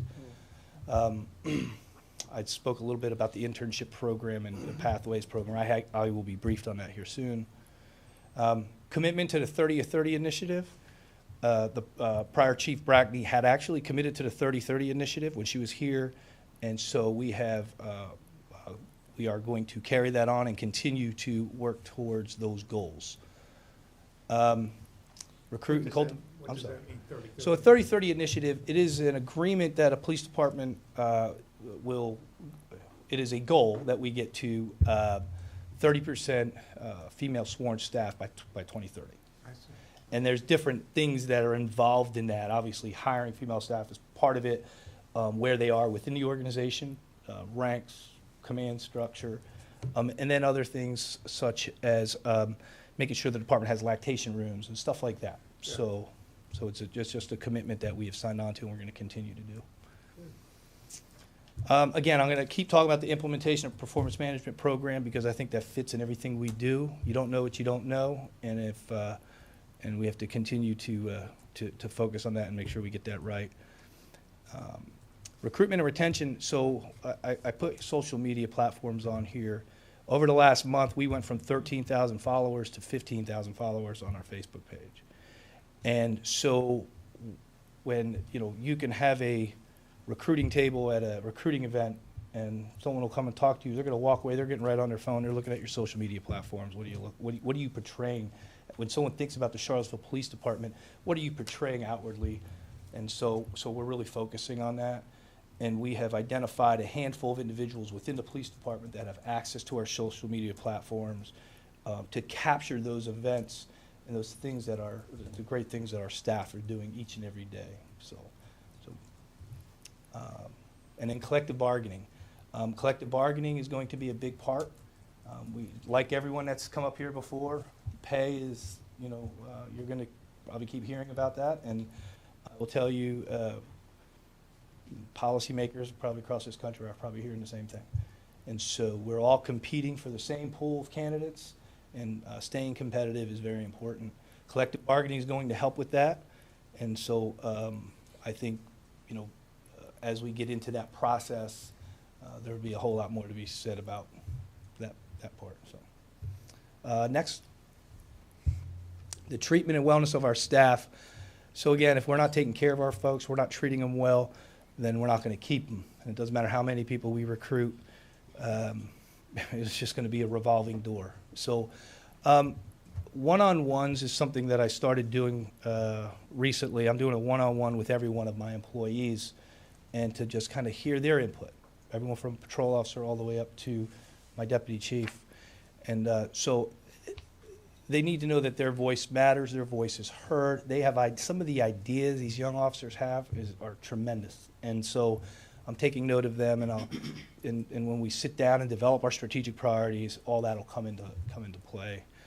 Weekly updates, I push out a weekly update to all staff of what we're doing, because we're moving fast. We're doing a lot in a short period of time, and so our staff needs to know what we're doing, why we're doing it, and hear regular communication from me, so we're pushing that out weekly. Monthly Q&As, that's just me going to roll calls and making myself available just to answer questions and to talk. I'm a believer that if, rumors start, and let's get on top of them quickly, and sometimes it's best to hear it directly from my mouth. So we're going to do those. The Chiefs Advisory Committee I talked about earlier, they do a lot. That's just another avenue of communication. But this is all about focusing on procedural justice practice internally. We talk about procedural justice practices externally with the community about how we treat people, but we cannot expect our officers to treat the community in a procedural just way if we're not walking the walk internally. If we're not treating our officers and our professional staff fair, giving them a voice, listening to them, explaining the why, then they're not going to do that with the community. So we're really focusing on that and their wellness, our peer support programs, and kind of building that back up. And again, I'll keep hitting on performance management. Next. Current staffing. I've been talking about it. We have about 30 vacancies. The number up there says 34, but that's with the sworn of 115.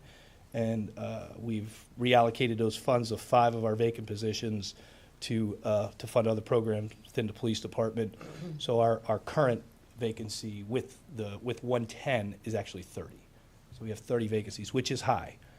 Again, I've talked about what we're trying to do to address that. To Councilor Payne's question earlier, I'm sure I get the same. Why? What can we do what's caused it? I think it's probably a lot of different things. I don't think you can blame one individual thing on why we've lost folks. And this is something police departments are seeing across this country. But we got to get it right. I think pay, compensation is a piece of that. Environment's a piece of it. How we're treating our folks internally is a piece of it. So all of that matters. So, next slide. This is our calls for service and staffing, and the recent numbers I have. So you can see 2022, 37,000. In 2023, so far, just this year, we've had 7,800 calls for service. So we're on track for about 40,000 calls for service this year. Next slide. So again, some of our challenges, about a 30% vacancy rate, focusing on hiring and training new officers, focusing on getting those officers who apply through our process. That's a challenge sometimes. So we're short people. That means we have short staff in recruitment and retention, backgrounds, all of those things. So we have a grant for a limited term to hire a background investigator to assist with the background investigations. And retaining staff, both sworn and our professional staff, because, and I say this all the time, without our professional staff, we couldn't do our job. I mean, so I think it's important that we continue focusing on their recruitment and retention as well, and those vacancies that we have of our professional staff. And maintaining a competitive pay and benefits with other area jurisdictions, that's going to continue to be a challenge, because whatever we do, Albemarle County is going to do, UVA is going to do, and it'll be that back and forth. But just trying to stay close, I think, is very important, and to keep us competitive. And then last is that the training. Again, that's going to be part of our of our strategic plan. But we are going to be putting together training development plans for every rank. So like a track, if you will. So for lieutenant, there should be a track. For professional staff supervision, there should be a track that could lay out, certain specific management leadership courses, captain, deputy chief, so on and so forth. So, next slide. Could you speak a word about the take-home car program? Yes, absolutely. Thank you. So we we're able to put together is, before I arrived, actually Chief Durrett, who was able to put together a take-home car program that allowed for every officer to have a take-home car. It allows us to be competitive with our surrounding jurisdictions who do something similar. It is a recruiting tool. But I will also say this, it's also an operational need. And if we have an incident in this city, especially because we're short right now, and I need to upstaff quickly, getting officers in here in an efficient manner is very important. So I can upstaff really quickly. They already have their cruiser at home, and we can address whatever issue, emergency, whatever that case may be, quickly. So, so it's important. And so I know that was an increase in this budget, is our take-home car program, and that is because I'm going to be honest with you, I plan on being fully staffed at some point. We're going to work hard to do so. I want to put, I won't look back at Captain Nix when I say this. I'd love to put 20 people in this next academy. We can't train 20. I don't have that many FTOs at this point, but I think we could get 12 to 15 in this academy class. So, you know, so we're going to need to make sure we have the cars for that take-home car program. Well, I'd just like to point out, it was in the December of 2018 that the Take Cars Home program was identified as a significant barrier to officer retention. Yeah, And absolutely. I'm glad 4 years later it's getting attention. And to Deputy Chief Durrett's credit, it was a priority of his, and he made it happen. So, appreciate it. Yes, ma'am. What's your evaluation tool for your outreach programs? How are you gonna evaluate their effectiveness? If they're working. Well, I think first I need to sit down with that group we're talking about, those key stakeholders, to find out what the community wants. You know, because right now it's really just about listening and building relationships.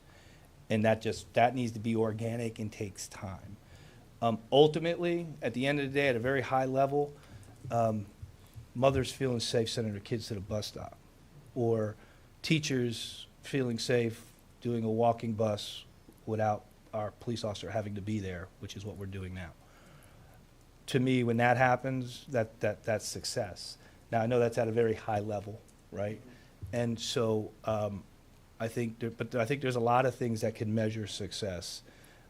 The survey that I'm talking about, right? That measures relational policing practices. So what is relational policing? So policing can be very transactional, right? Traffic stop. It's a perfect example. It's like a transaction as opposed to a relational interaction, which is much more personable, right? And that's what we want of our officers. We want them to be more personal. We want them to talk to folks, build relationships. So that Guardian Score program measures that. And so I hope to have that in place towards the end of the year. We got to make sure we get that right. I have to get buy-in from my rank and file as well to do it, because that can backfire. So, so that's why I said towards the end of the year, because just like I have to build trust within the community, I need my staff to trust me too, before we roll something for it to be effective. But it is an effective tool. We used it in Warrenton. Fairfax City uses it. A few colleges use it as well. And it is a good measure of relational policing practices, which is what community policing is. But your survey is adapted to the municipality for what? Absolutely. So it's actually to the individual officer. Okay. So you have it's a business card. Every officer has business cards and has a QR code on the back of it. If you pull someone over, you give them that card. They can only use it one time, and you have a dashboard, and it talks about your scores and comments and all that kind of stuff. And ultimately, we rolled that out into our performance management system in Warrenton, where it was part of our evaluations. So, Got it. yep. Anything else? You spoke about, earlier on in the presentation, about the action team as one of the community involvement initiatives. Yes, sir. What is that kind of specifically? What is envisioned?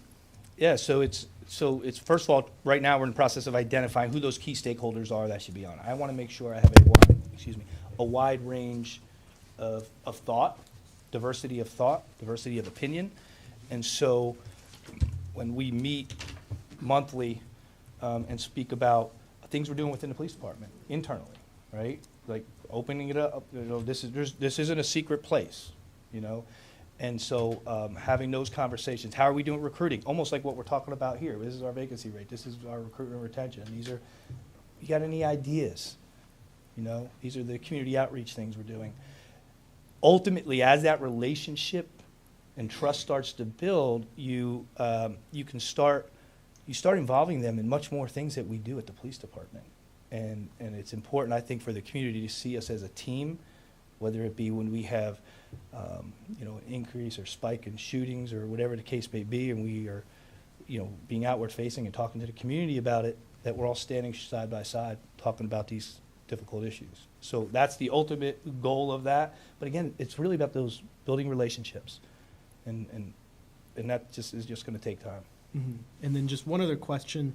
One of the changes in the budget, obviously, is the reduction of 5 full-time equivalent police officer positions. Are you envisioning that being a permanent change for the staffing levels of the department, or is that just a change that at the moment has been made for this fiscal year alone? So I think one of the things that needs to be done, and I'm not sure if it's been done or maybe a long time ago, but a staffing study. I need somebody to come in, whether it be the Police Executive Research Forum, IACP, whoever, and come in and do a top to bottom staffing study to tell us how many officers do we need for our calls, for call volume and stuff like that. I wouldn't expect to stand in front of this governing body and give you and tell you I need this amount of cops without something in front of me from an independent organization saying they need this amount of cops. So that'll take some time, and that's kind of how I envision coming back. Thank you. Anything else? I got nothing else. Thank you, Chief. All right, thank you. Thanks, sir. Yep. Thank you.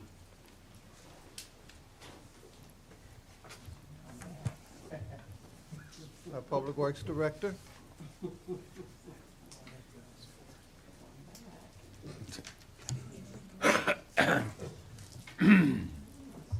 Good evening. Good evening. So facing a lot of similar challenges that everyone else talked about when it comes to staffing stuff, and I'll get to that within the presentation. But what I kind of wanted to do was give you an overview of Public Works, all the different parts to it, environmental sustainability that you've worked with extensively with developing a climate action plan.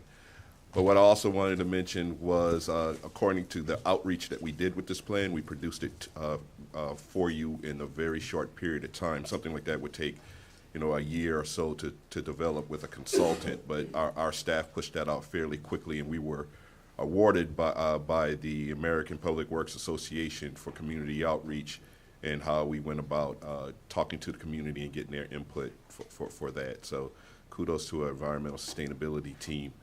Engineering, they're responsible for traffic, a lot of different requests we get about, hey, is the street safe? Can we get a stop sign here? Should we be doing traffic diets and things like that? We also have our VDOT project management team there that's responsible for 116 federal, state, and local matching monies for that VDOT program that they're responsible for delivering. We also do stormwater and development review with our engineers.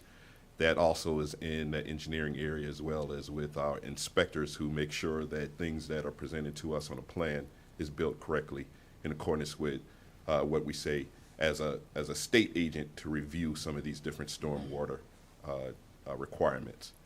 Facilities development, who are working very hard to ensure that we get that $72 million Beaufort project going, is a team that is responsible for the 58 city assets that we have. They're responsible for any capital improvement for that, and that also includes the schools. And talking about the facilities again, there's facilities maintenance, who performs that maintenance on those assets as well. And they were also awarded an American Public Works Association award for the work that they did with it eludes me right now, the Smith Wreck. Thank you. I thank myself just now. And of course, fleet management, responsible for your 667 pieces of vehicles and equipment, and that also includes school buses and different electrical vehicles and different other type of gas / green vehicles. Next slide. So we're going to talk about hiring, vacancies. We're going to talk about service levels because of that and some of the things that's impacting it. And then we're also going to go into, not just wanting to talk about the different issues that we're encountering, but looking forward as to what we want to do for the department in the future and in future budgets.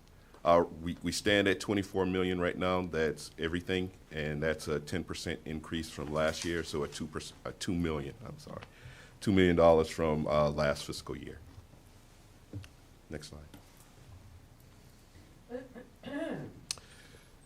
Vacancies. I know that's a big issue. Everybody's been talking about it. We're standing at 143 positions, 24 vacants, but I wanted to give you a story of those vacancies. So 3 are in HR process right now. 3 are pending offers, and 2 are going through the interview process currently. Some of the major hires that we've made over the year, Council was gracious to give us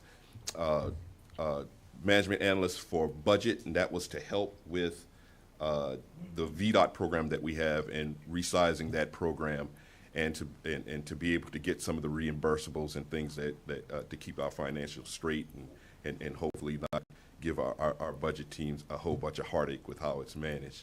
So we're gracious for that position. That was filled up just last month. We've got an administrative assistant position. There was a lot of movement that happened within the department. Some functions came from other areas and back into us when they were moved out initially, and they didn't come with everything. And one was this administrative assistant, again in engineering, to help them get a lot of their processes moving forward. And again, another position that Council was gracious to give us was a senior project manager for engineering. That is also in the VDOT program to help us manage that $116 million program. Next slide. So the issues. Inflation. We are faced with inflation material-wise and contract-wise. One of the challenges that we face with contracting, so our different contracts get renewed throughout the year. Some may get renewed in July or October or something like that. So when we're building a budget, we're looking at what inflation could be then.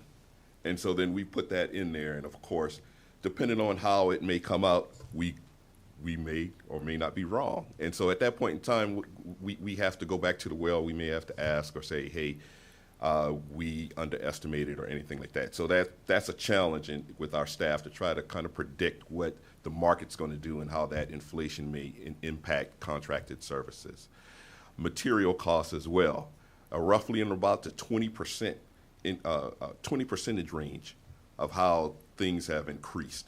Doors, asphalt, any type of material to do construction, stone for backfilling for roadways, everything's increasing. And so when you do a budget for this is what I'm going to need to construct these different things, and of course you go out to bid and you come back with a large number, it's sticker shock.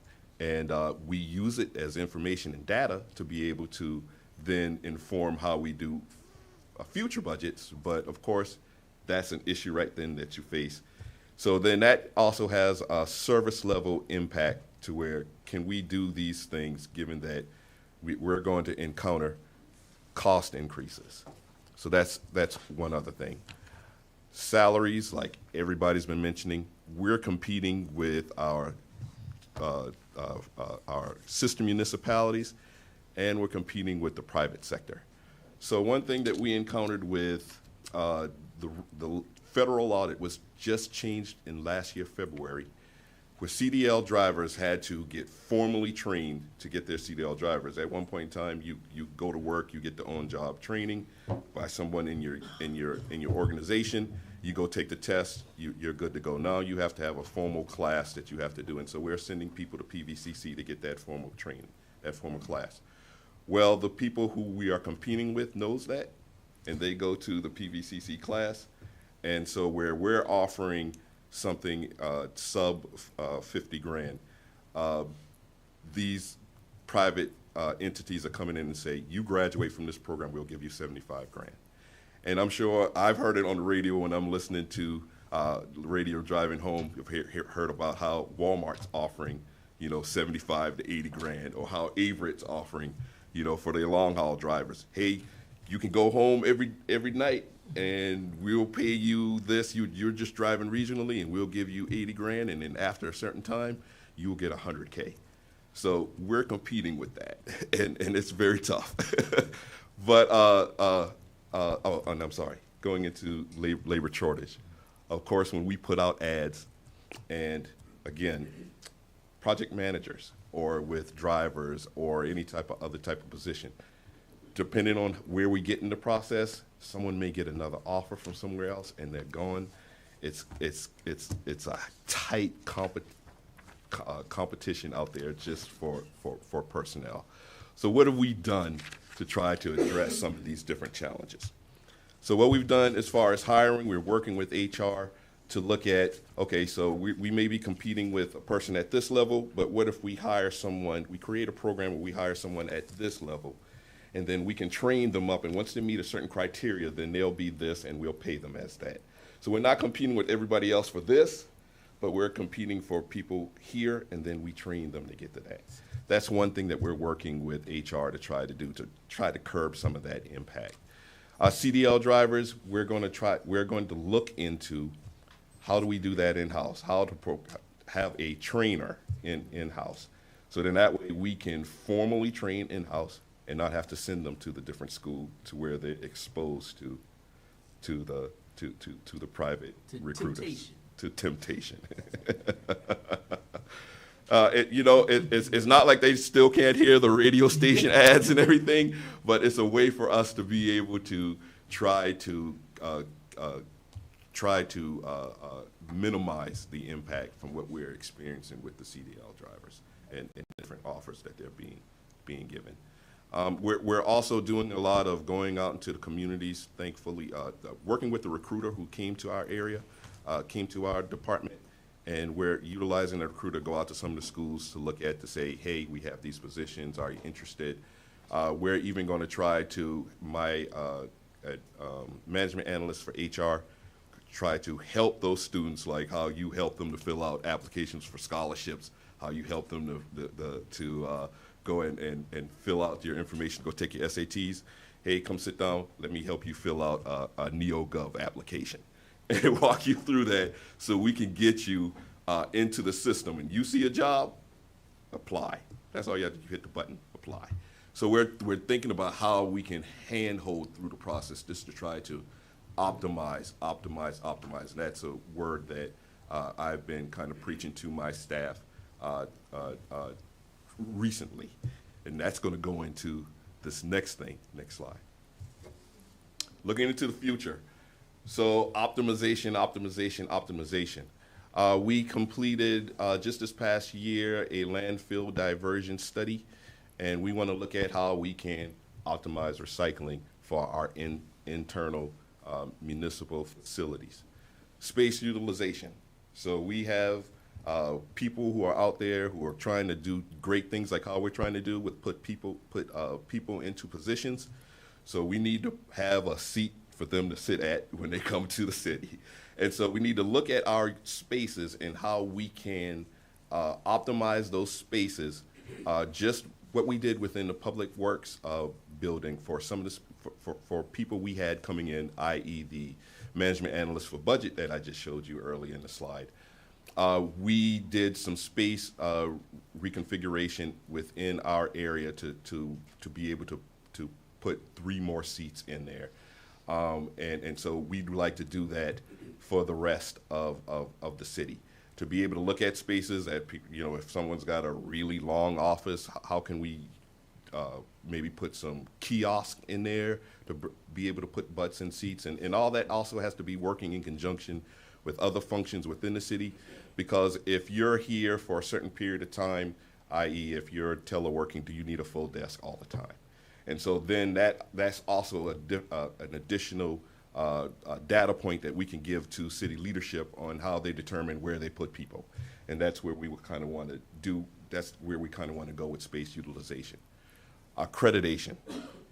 So like I said, pieces have been moved out of the department and holes have been created. A lot of knowledge lies within people and in their brains, and we want to put those things into SOPs. And so what accreditation does is it helps you, according to best management practices based off an American Public Works Association. How do you go about doing this process? And you put that in a SOP. So if Stacy Smalls isn't here anymore, Joe Smith, who comes in after me, or Jill Smith, who comes in after me, can come and sit down and have an SOP about the different processes, the different things that's going on in Public Works, and can hit the ground running a lot faster. And it's great to also have those things because we do it here one way and we do it there another way. For example, project management in facilities development and project management in engineering. So we're trying to build in, at least at a base level, core things you need to have to be a project manager.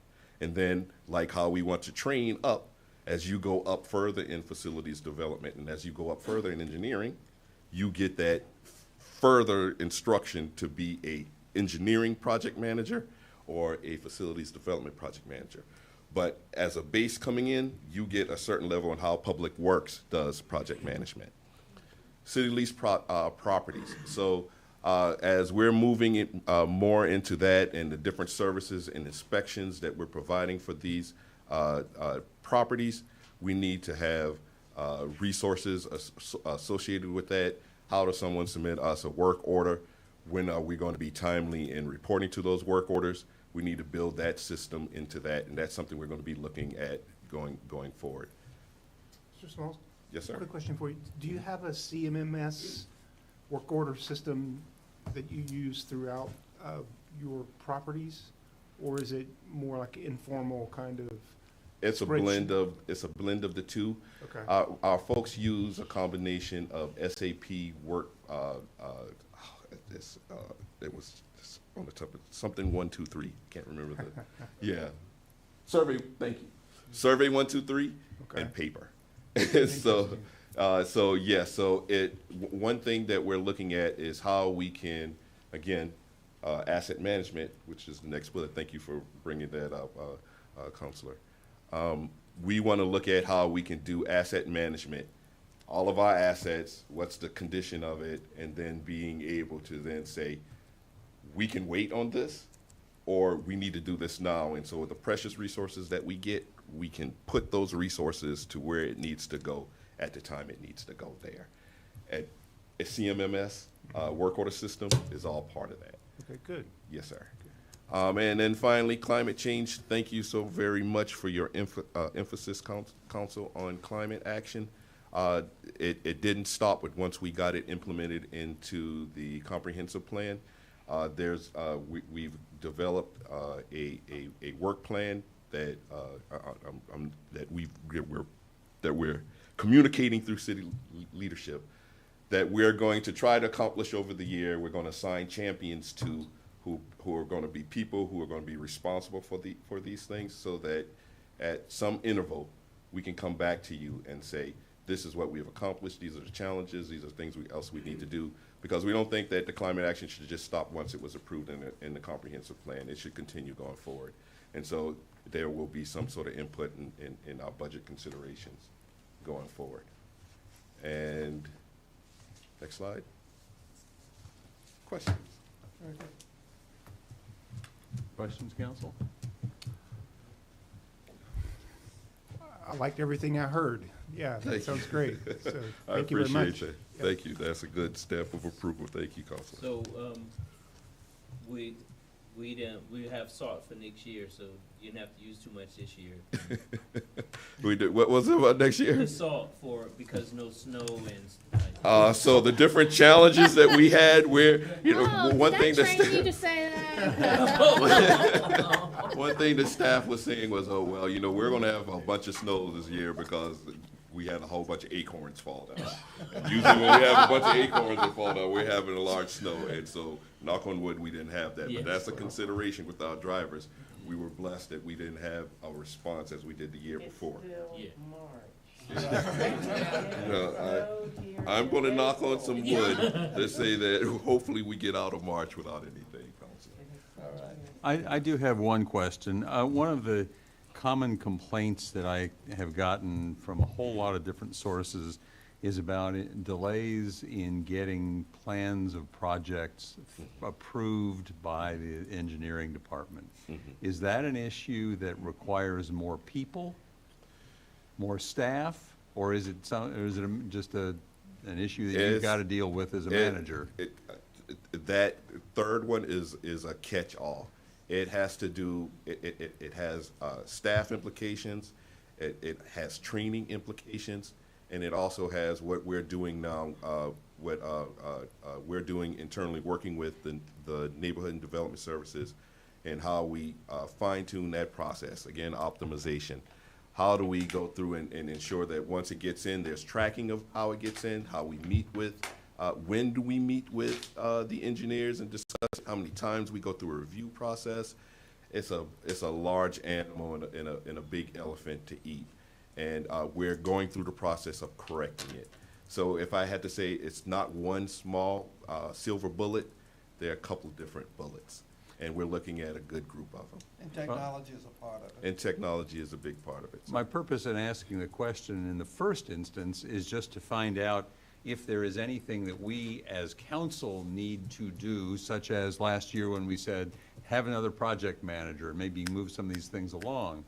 If there is not something that we need to do in terms of approving additional folks, then the next thing for us to do is to look to the city manager and the deputy city manager and whoever all else is in the chain of command to say, what are y'all gonna do to fix this problem? Because we've got projects that may not get built because they've had to wait so darn long for approval processes.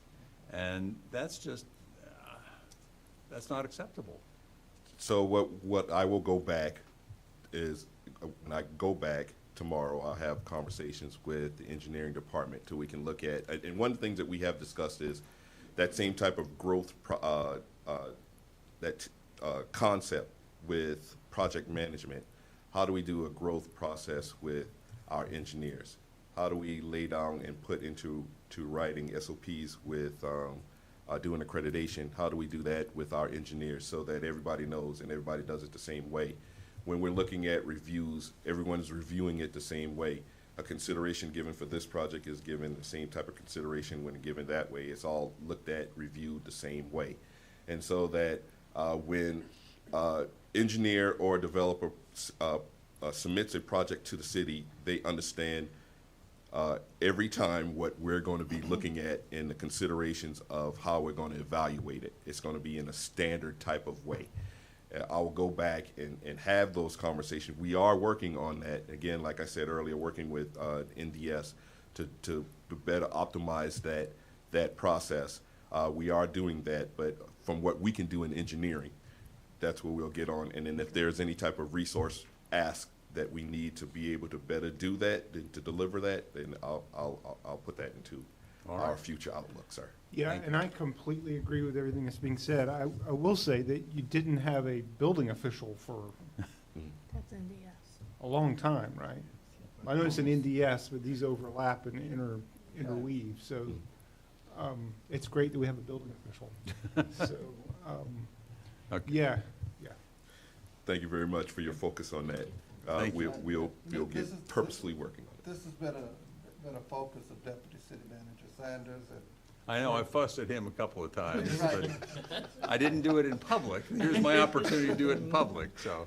So he's working very tirelessly with Stacy and with Jim Frias to improve the systems, the technology.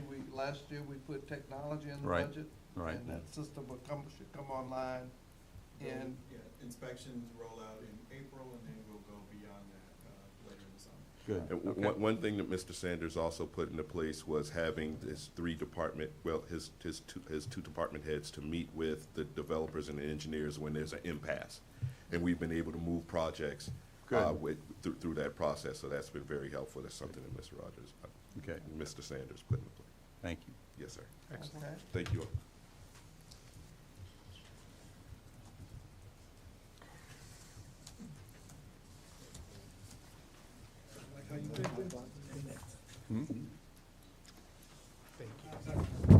One hand out for everybody.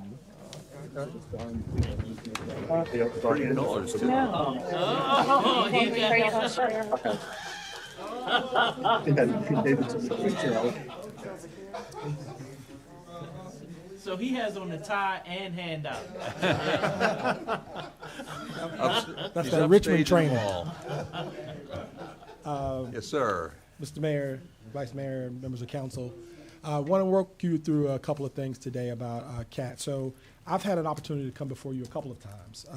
When I first got here, I had my opportunity to kind of look at how we reinvent CAT. So that was an optimization plan, and I presented that to y'all back in May of 21. And then I did an update to you guys back in January 19th to be exact, of 22, that talked about the state of transit and that opportunity. And so this is a culmination of that and a continuation in the FY24 proposed budget. Next slide, please. So transit has two divisions. There's a transit division and there's a pupil. We're going to first talk about transit. The proposed budget is $11,995,775, which also includes $2.2 million for as a pass-through to Jaunt. We have 94 positions, of which today 24 are vacant. 14 of those positions are operators. 4 of those positions are mechanics. One hostler or a cleaner, and then 3 administrative staff. At this point in time, we are concentrating on the operators, but we are taking a back seat, and we'll talk a little bit about that to pupil. So transit is kind of sacrificing our recruitment efforts to make sure that we recruit school bus drivers first. Next slide. So I wanted to give you a little bit of an opportunity to see, because transit is a little bit different than other departments in the sense that we do get a ton of our money from state and federal.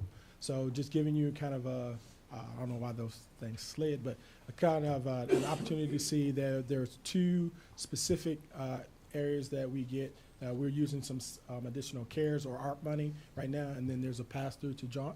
So there's state assistance, $2.7 million. We are continuing a state grant, zero fare. It's called the TRIPS grant. The first year was $500,000. It goes to $376,000. You'll see that in the sheet that I provided to you. It scales down. The 4th year, the city is responsible, the city and the county are responsible for maintaining the zero fare for 1 additional year. So in the 4th year, which will be in 27, I believe, that we are on the hook for paying for basically about $500,000 make up for what we would get from our fare box. We get money from Albemarle County, a small amount as a supplement from UVA, advertising, and then a general fund transfer about $2.8 million. Next slide. So how does it come out to our expenses? The majority of our expenses are in our operations side. That's where the drivers are. Our supervision, customer service area, that's $6.7 million. The administrative side, which is basically my department, it hosts all of the staff, the senior staff. That's $1.6 million, and some money for some professional services contracts. Maintenance, $3 million. Marketing, a couple $100,000. Safety, a couple $100,000, and then the additional pass through to John, of course. Next slide. So I don't think I'd like to think about priorities in the sense that challenges are our priorities. So I kind of did a little bit different than my colleagues in that we do have, all of us have challenges, but we've made our challenges our priorities for FY24. So we're going to focus on restoring pre-pandemic service levels. We're not there today. We're in pre-pandemic level, we would have been running 25 buses at peak. We're running 18 today. We want to continue our efforts to restore that service. We want to improve service on the Route 6. We'll provide service to Crescent Hall and South First Street. Today, it operates on a 60-minute schedule. We want to change that to a 30-minute model. We want to hire more operators and mechanics. Again, 14 vacancies for drivers, 4 vacancies on mechanics. So that has to be a priority for us. The challenge is, of course, like everybody else in the region, everybody's hiring for mechanics, everybody's hiring for operators. We've had some great efforts, and we've increased our our starting pay to $21. We've seen some movement, especially on the school side, but we need to continue those efforts and be vigilant in making our efforts to take care of transit side. We will also be introducing a new service in this region to Albemarle County, the first microtransit project, 2 areas that they've identified. We'll be going through a formal procurement process in the next couple of weeks. That will be challenging because the goal for us is try to get it up and running, hopefully in the late fall of this calendar year. Improve reliability and frequency. Better vehicles is a major issue for us. On a daily basis, we've got 36 vehicles in our total fleet. We struggle sometimes to get 18 to just maintain our scaled down service. We have 10 of our fleet that are hybrids, which are battery electric and diesel. They've been our most unreliable vehicles that we have in our fleet. So when we buy new vehicles, we need to be very careful about what we buy because we have to keep those at least 12 years and run them 500,000 miles. So it's not that we can just change them out. So we need to be very detailed in what we buy. And then we need the right size when we coming out of post-pandemic, our service levels. We've had a conversation about getting to at least a 30-minute model, but ultimately getting to a 15-minute model. And there's a lot of efforts that we need to do, improving the infrastructure, and, of course, hiring more people. Next slide, please. So we're going to go into what pupil. So pupil is almost $4 million, 3.9. There's 28 positions. They reduced the budget for the coming FY fiscal year. They took away 10 positions, 10 driver positions. So we will fill positions. We will have 20 full-time drivers, 4 lead or supervisors, and then the 4 office staff. And that'll be all. So just one clarification, they, in that sentence, the school board requested that. We didn't make that cut. The school board requested those 10 drivers be reduced. Right. Next slide. Is that, you think, just a recognition of reality on their part, or some sense that it really should be 10 less? Wasn't it related to the walk to school program? It's a combination of things. They studied what they believe is the historical trend and made an assessment on what we've been able to accomplish, and suggested that because we have not been able to get to full staff, we've been able to make it work with less. So the desire was to do that this year with a reduced number, and they have offered to consider a budget amendment should anything prove to not be workable. I'll express so that he won't have to.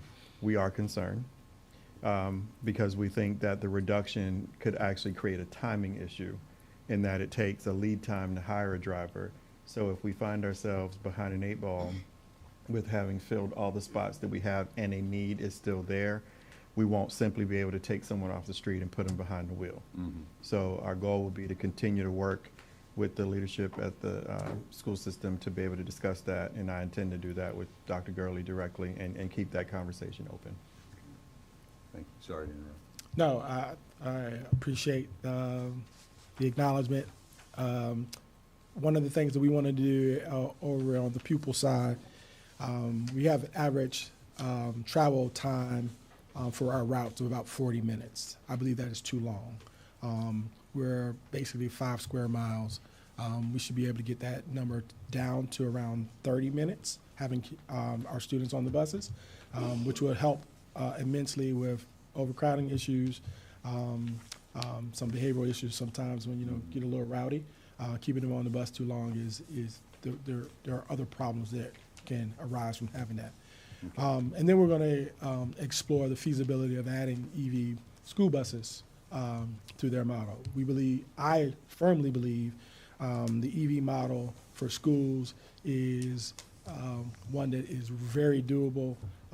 It tends to allow itself for charging in the middle of the day, which is what you need. So you charge overnight, do your assignments in the middle of the day, in the morning, charge in the middle of the day, go back in the afternoon. The model works really well. Some concerns on the transit side because of the amount of time that you have to operate, but looking at the school side is we may have a home run there. Next slide. And that's pretty much it. I just wanted to be quick with you guys, and I know you guys have had a long day. Questions? Yes, ma'am. It's different seeing you here Yes. before council than before school. Yes, ma'am. But your presentations are always efficient. So we have the blue buses that you talked about that are battery and diesel. Are the issues because the buses were not very well built, or is the issue because of the small area that we have? Like I can buy a car from somewhere and it's gonna run better in other places than here because of stop and go or not enough highway traffic or whatever. Hills. So that's a great question. The answer, as I see it, is we don't want to be bleeding edge, but we want to be leading edge. What I mean by that is the product of the hybrid commercial buses was not fully vetted and well designed because it has a truck engine and batteries. So what we have experienced with the EV, the hybrids, we've had to replace every 10 of them we've replaced all 10 with a set of batteries at a pop of $100,000 per set of batteries. We've replaced all of them have replaced engines at $35,000 to $40,000. And now we're approaching replacing another set of batteries just to get rid of them because we have to have the amount of mileage and years to replace them. That's FTA rules. So we are petitioning FTA to see if we can, they're so close to being able to be replaced, if we can forego the $500,000. Wow. But that's a concern for us because we want to be reliable. And being reliable means we need to be able to depend on the equipment that we put on the street. And if we're buying things that are new technology that hasn't been tested, and we don't allow ourselves an opportunity to see bigger properties, how they're incorporating the new technology, because what they're doing when they introduce new technology is they're using it as a part of their spare ratio. We don't have that luxury. I see. I got it. Makes sense. Just two questions. The first, there's that 2.2 million for jaunt pass-through. That was not in previous budgets. This is the first time I've seen the budget. What is going on there? So it's just a recognition of making sure that everybody's aware that that money has been passing through. It happens every year. You just have not seen it as a part of. We just have not detailed it as a part of CAT's budget. It's part of our transparency efforts. Thank you. And the second question, in previous years on the revenue side, there'd been about 250,000 coming from like UVA miscellaneous, I believe was the line item, and this is the first year that revenue from UVA is going away. What happened there? We're running fare free, and that 250,000 or so was for their payment to us to allow their students and their faculty to use the system. And because we're running fare free, everybody is Yeah, everybody ride. Everybody's riding free, so no one's paying right now. Okay. So if we hire more people, is that gonna cut down on your time from 40 minutes to 30 minutes? Doesn't a lot of that have to do with just the route and the traffic and the ABC? So you mean for schools? Anybody? So, yeah, so the more drivers I have, Uh-huh. the better planning we can do, the better route designing we can do, we can actually reduce the amount of time that we have a student or a person, a citizen on a bus. And more buses, yes. So for us to go from like a 60-minute model to a 30-minute model, most people would just think it's just adding one more bus, but it may not be that because of the design. I may actually have to add 2 buses to make sure there's ample recovery at the end of the line to keep everything on track. So it's not just a one-for-one correlation. Don't worry, I don't have my CDL. I'm not. We train. Yeah. I'm a good driver, but don't worry. So on the electric buses, we talked about this, and it's you'd have to probably buy 2 for one route. Yes, essentially. we are we're at the almost finishing the kind of the research portion of our feasibility study. We'll be coming back to council to report. We started that just about 10 months ago. And we're at a point now where we should be able to let you know that we looked at the model based on, trying to do a full battery electric model. It's probably going to be very hard for us to fully implement a battery electric model. But there is some routes that we have that we want, the new model we want to go to, where we would be able to put in a battery electric vehicle. The concern there, though, is because we run 19 hours, we discount, when they say they can run 200 miles in a total charge, we discount that 40%, because there's topography and issues, stopping and starting. It has a degradation on the battery. We don't get the full charge. So therefore, each route would take at least 2 battery electric vehicles to complete, which means we would have to buy more vehicles, which are more expensive. A normal diesel bus costs us about $500,000. A battery electric bus costs us $1 million. These are not Hopefully cheap that will things. come down as more of them get produced. I heard a lot of people say that, but I doubt that. So if I've heard that my whole life in transit, that there are CNG vehicles. They said they were $30,000 when they came out, higher than diesel. That delta is still there, and CNG technology has been around 20 plus years. If you're paying it now, I don't see why you would. Why would they back off that money that you're going to pay now? Well, the discussion that I've seen suggested that sometime in 2022, the cost curves crossed for motor vehicle, for cars, to where the total cost of ownership for an electric vehicle being bought now is less than the total cost of ownership of a gas vehicle being bought now. And the assumption was that as the technology improved, that same crossing of the cost curves would occur in the buses and trucks version of things. So maybe not this year, maybe next year, those cost curves could cross, so that you've got not only the cost of purchasing, but also the cost of maintenance, fewer moving parts, et cetera.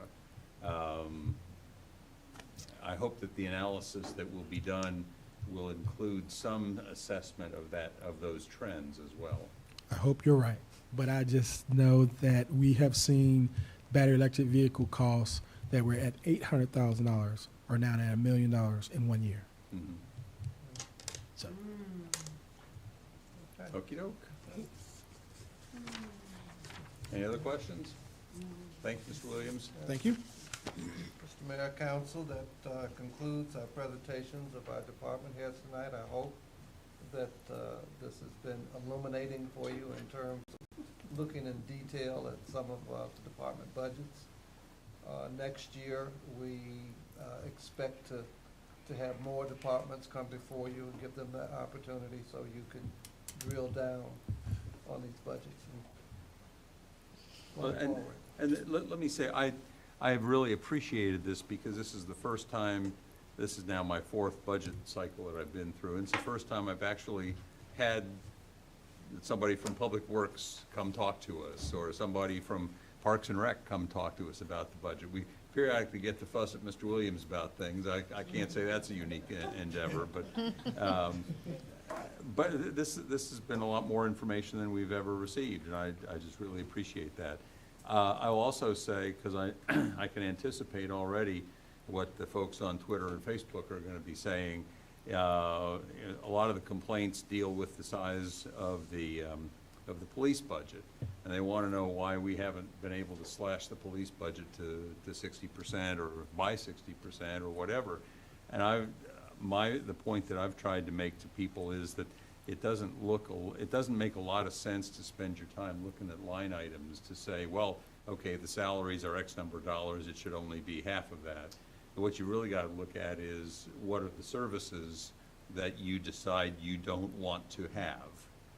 And nobody has come to council that I know of to say in any responsible way, here are the policing services we don't want to have. We want to have them all, but we just don't want to spend any money on them. I guess the argument that I would make in all of these cases is if there's something that people say they want us to cut, I'd like to have specific suggestions from people as to what programs they want to cut, not what line items they think ought to be reduced. And so I'll just throw that out there to the folks who are going to still be fussing about the police budget to say, tell us what you don't want the police to be doing. So just one point on that budget, though. The way that we budget the COLAs every year, we budget as a lump sum, and then in July, or for the next year's budget, that catches up. Right. The police department's budget only net increase was $288, which does not cover the cost of the COLA that council provided last July. So in theory, their budget went down. Mm-hmm. So just to clarify that. Anything else, folks? This was very helpful. Yes. All right. Oh, we have, is that on there? Okay, with public comment. I did not remember seeing that on the agenda, but that makes sense.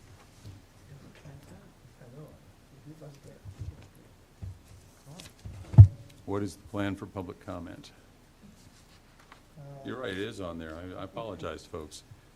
Okay. Do we have a way of doing public comment? We have 7 attendees right now, no hands raised.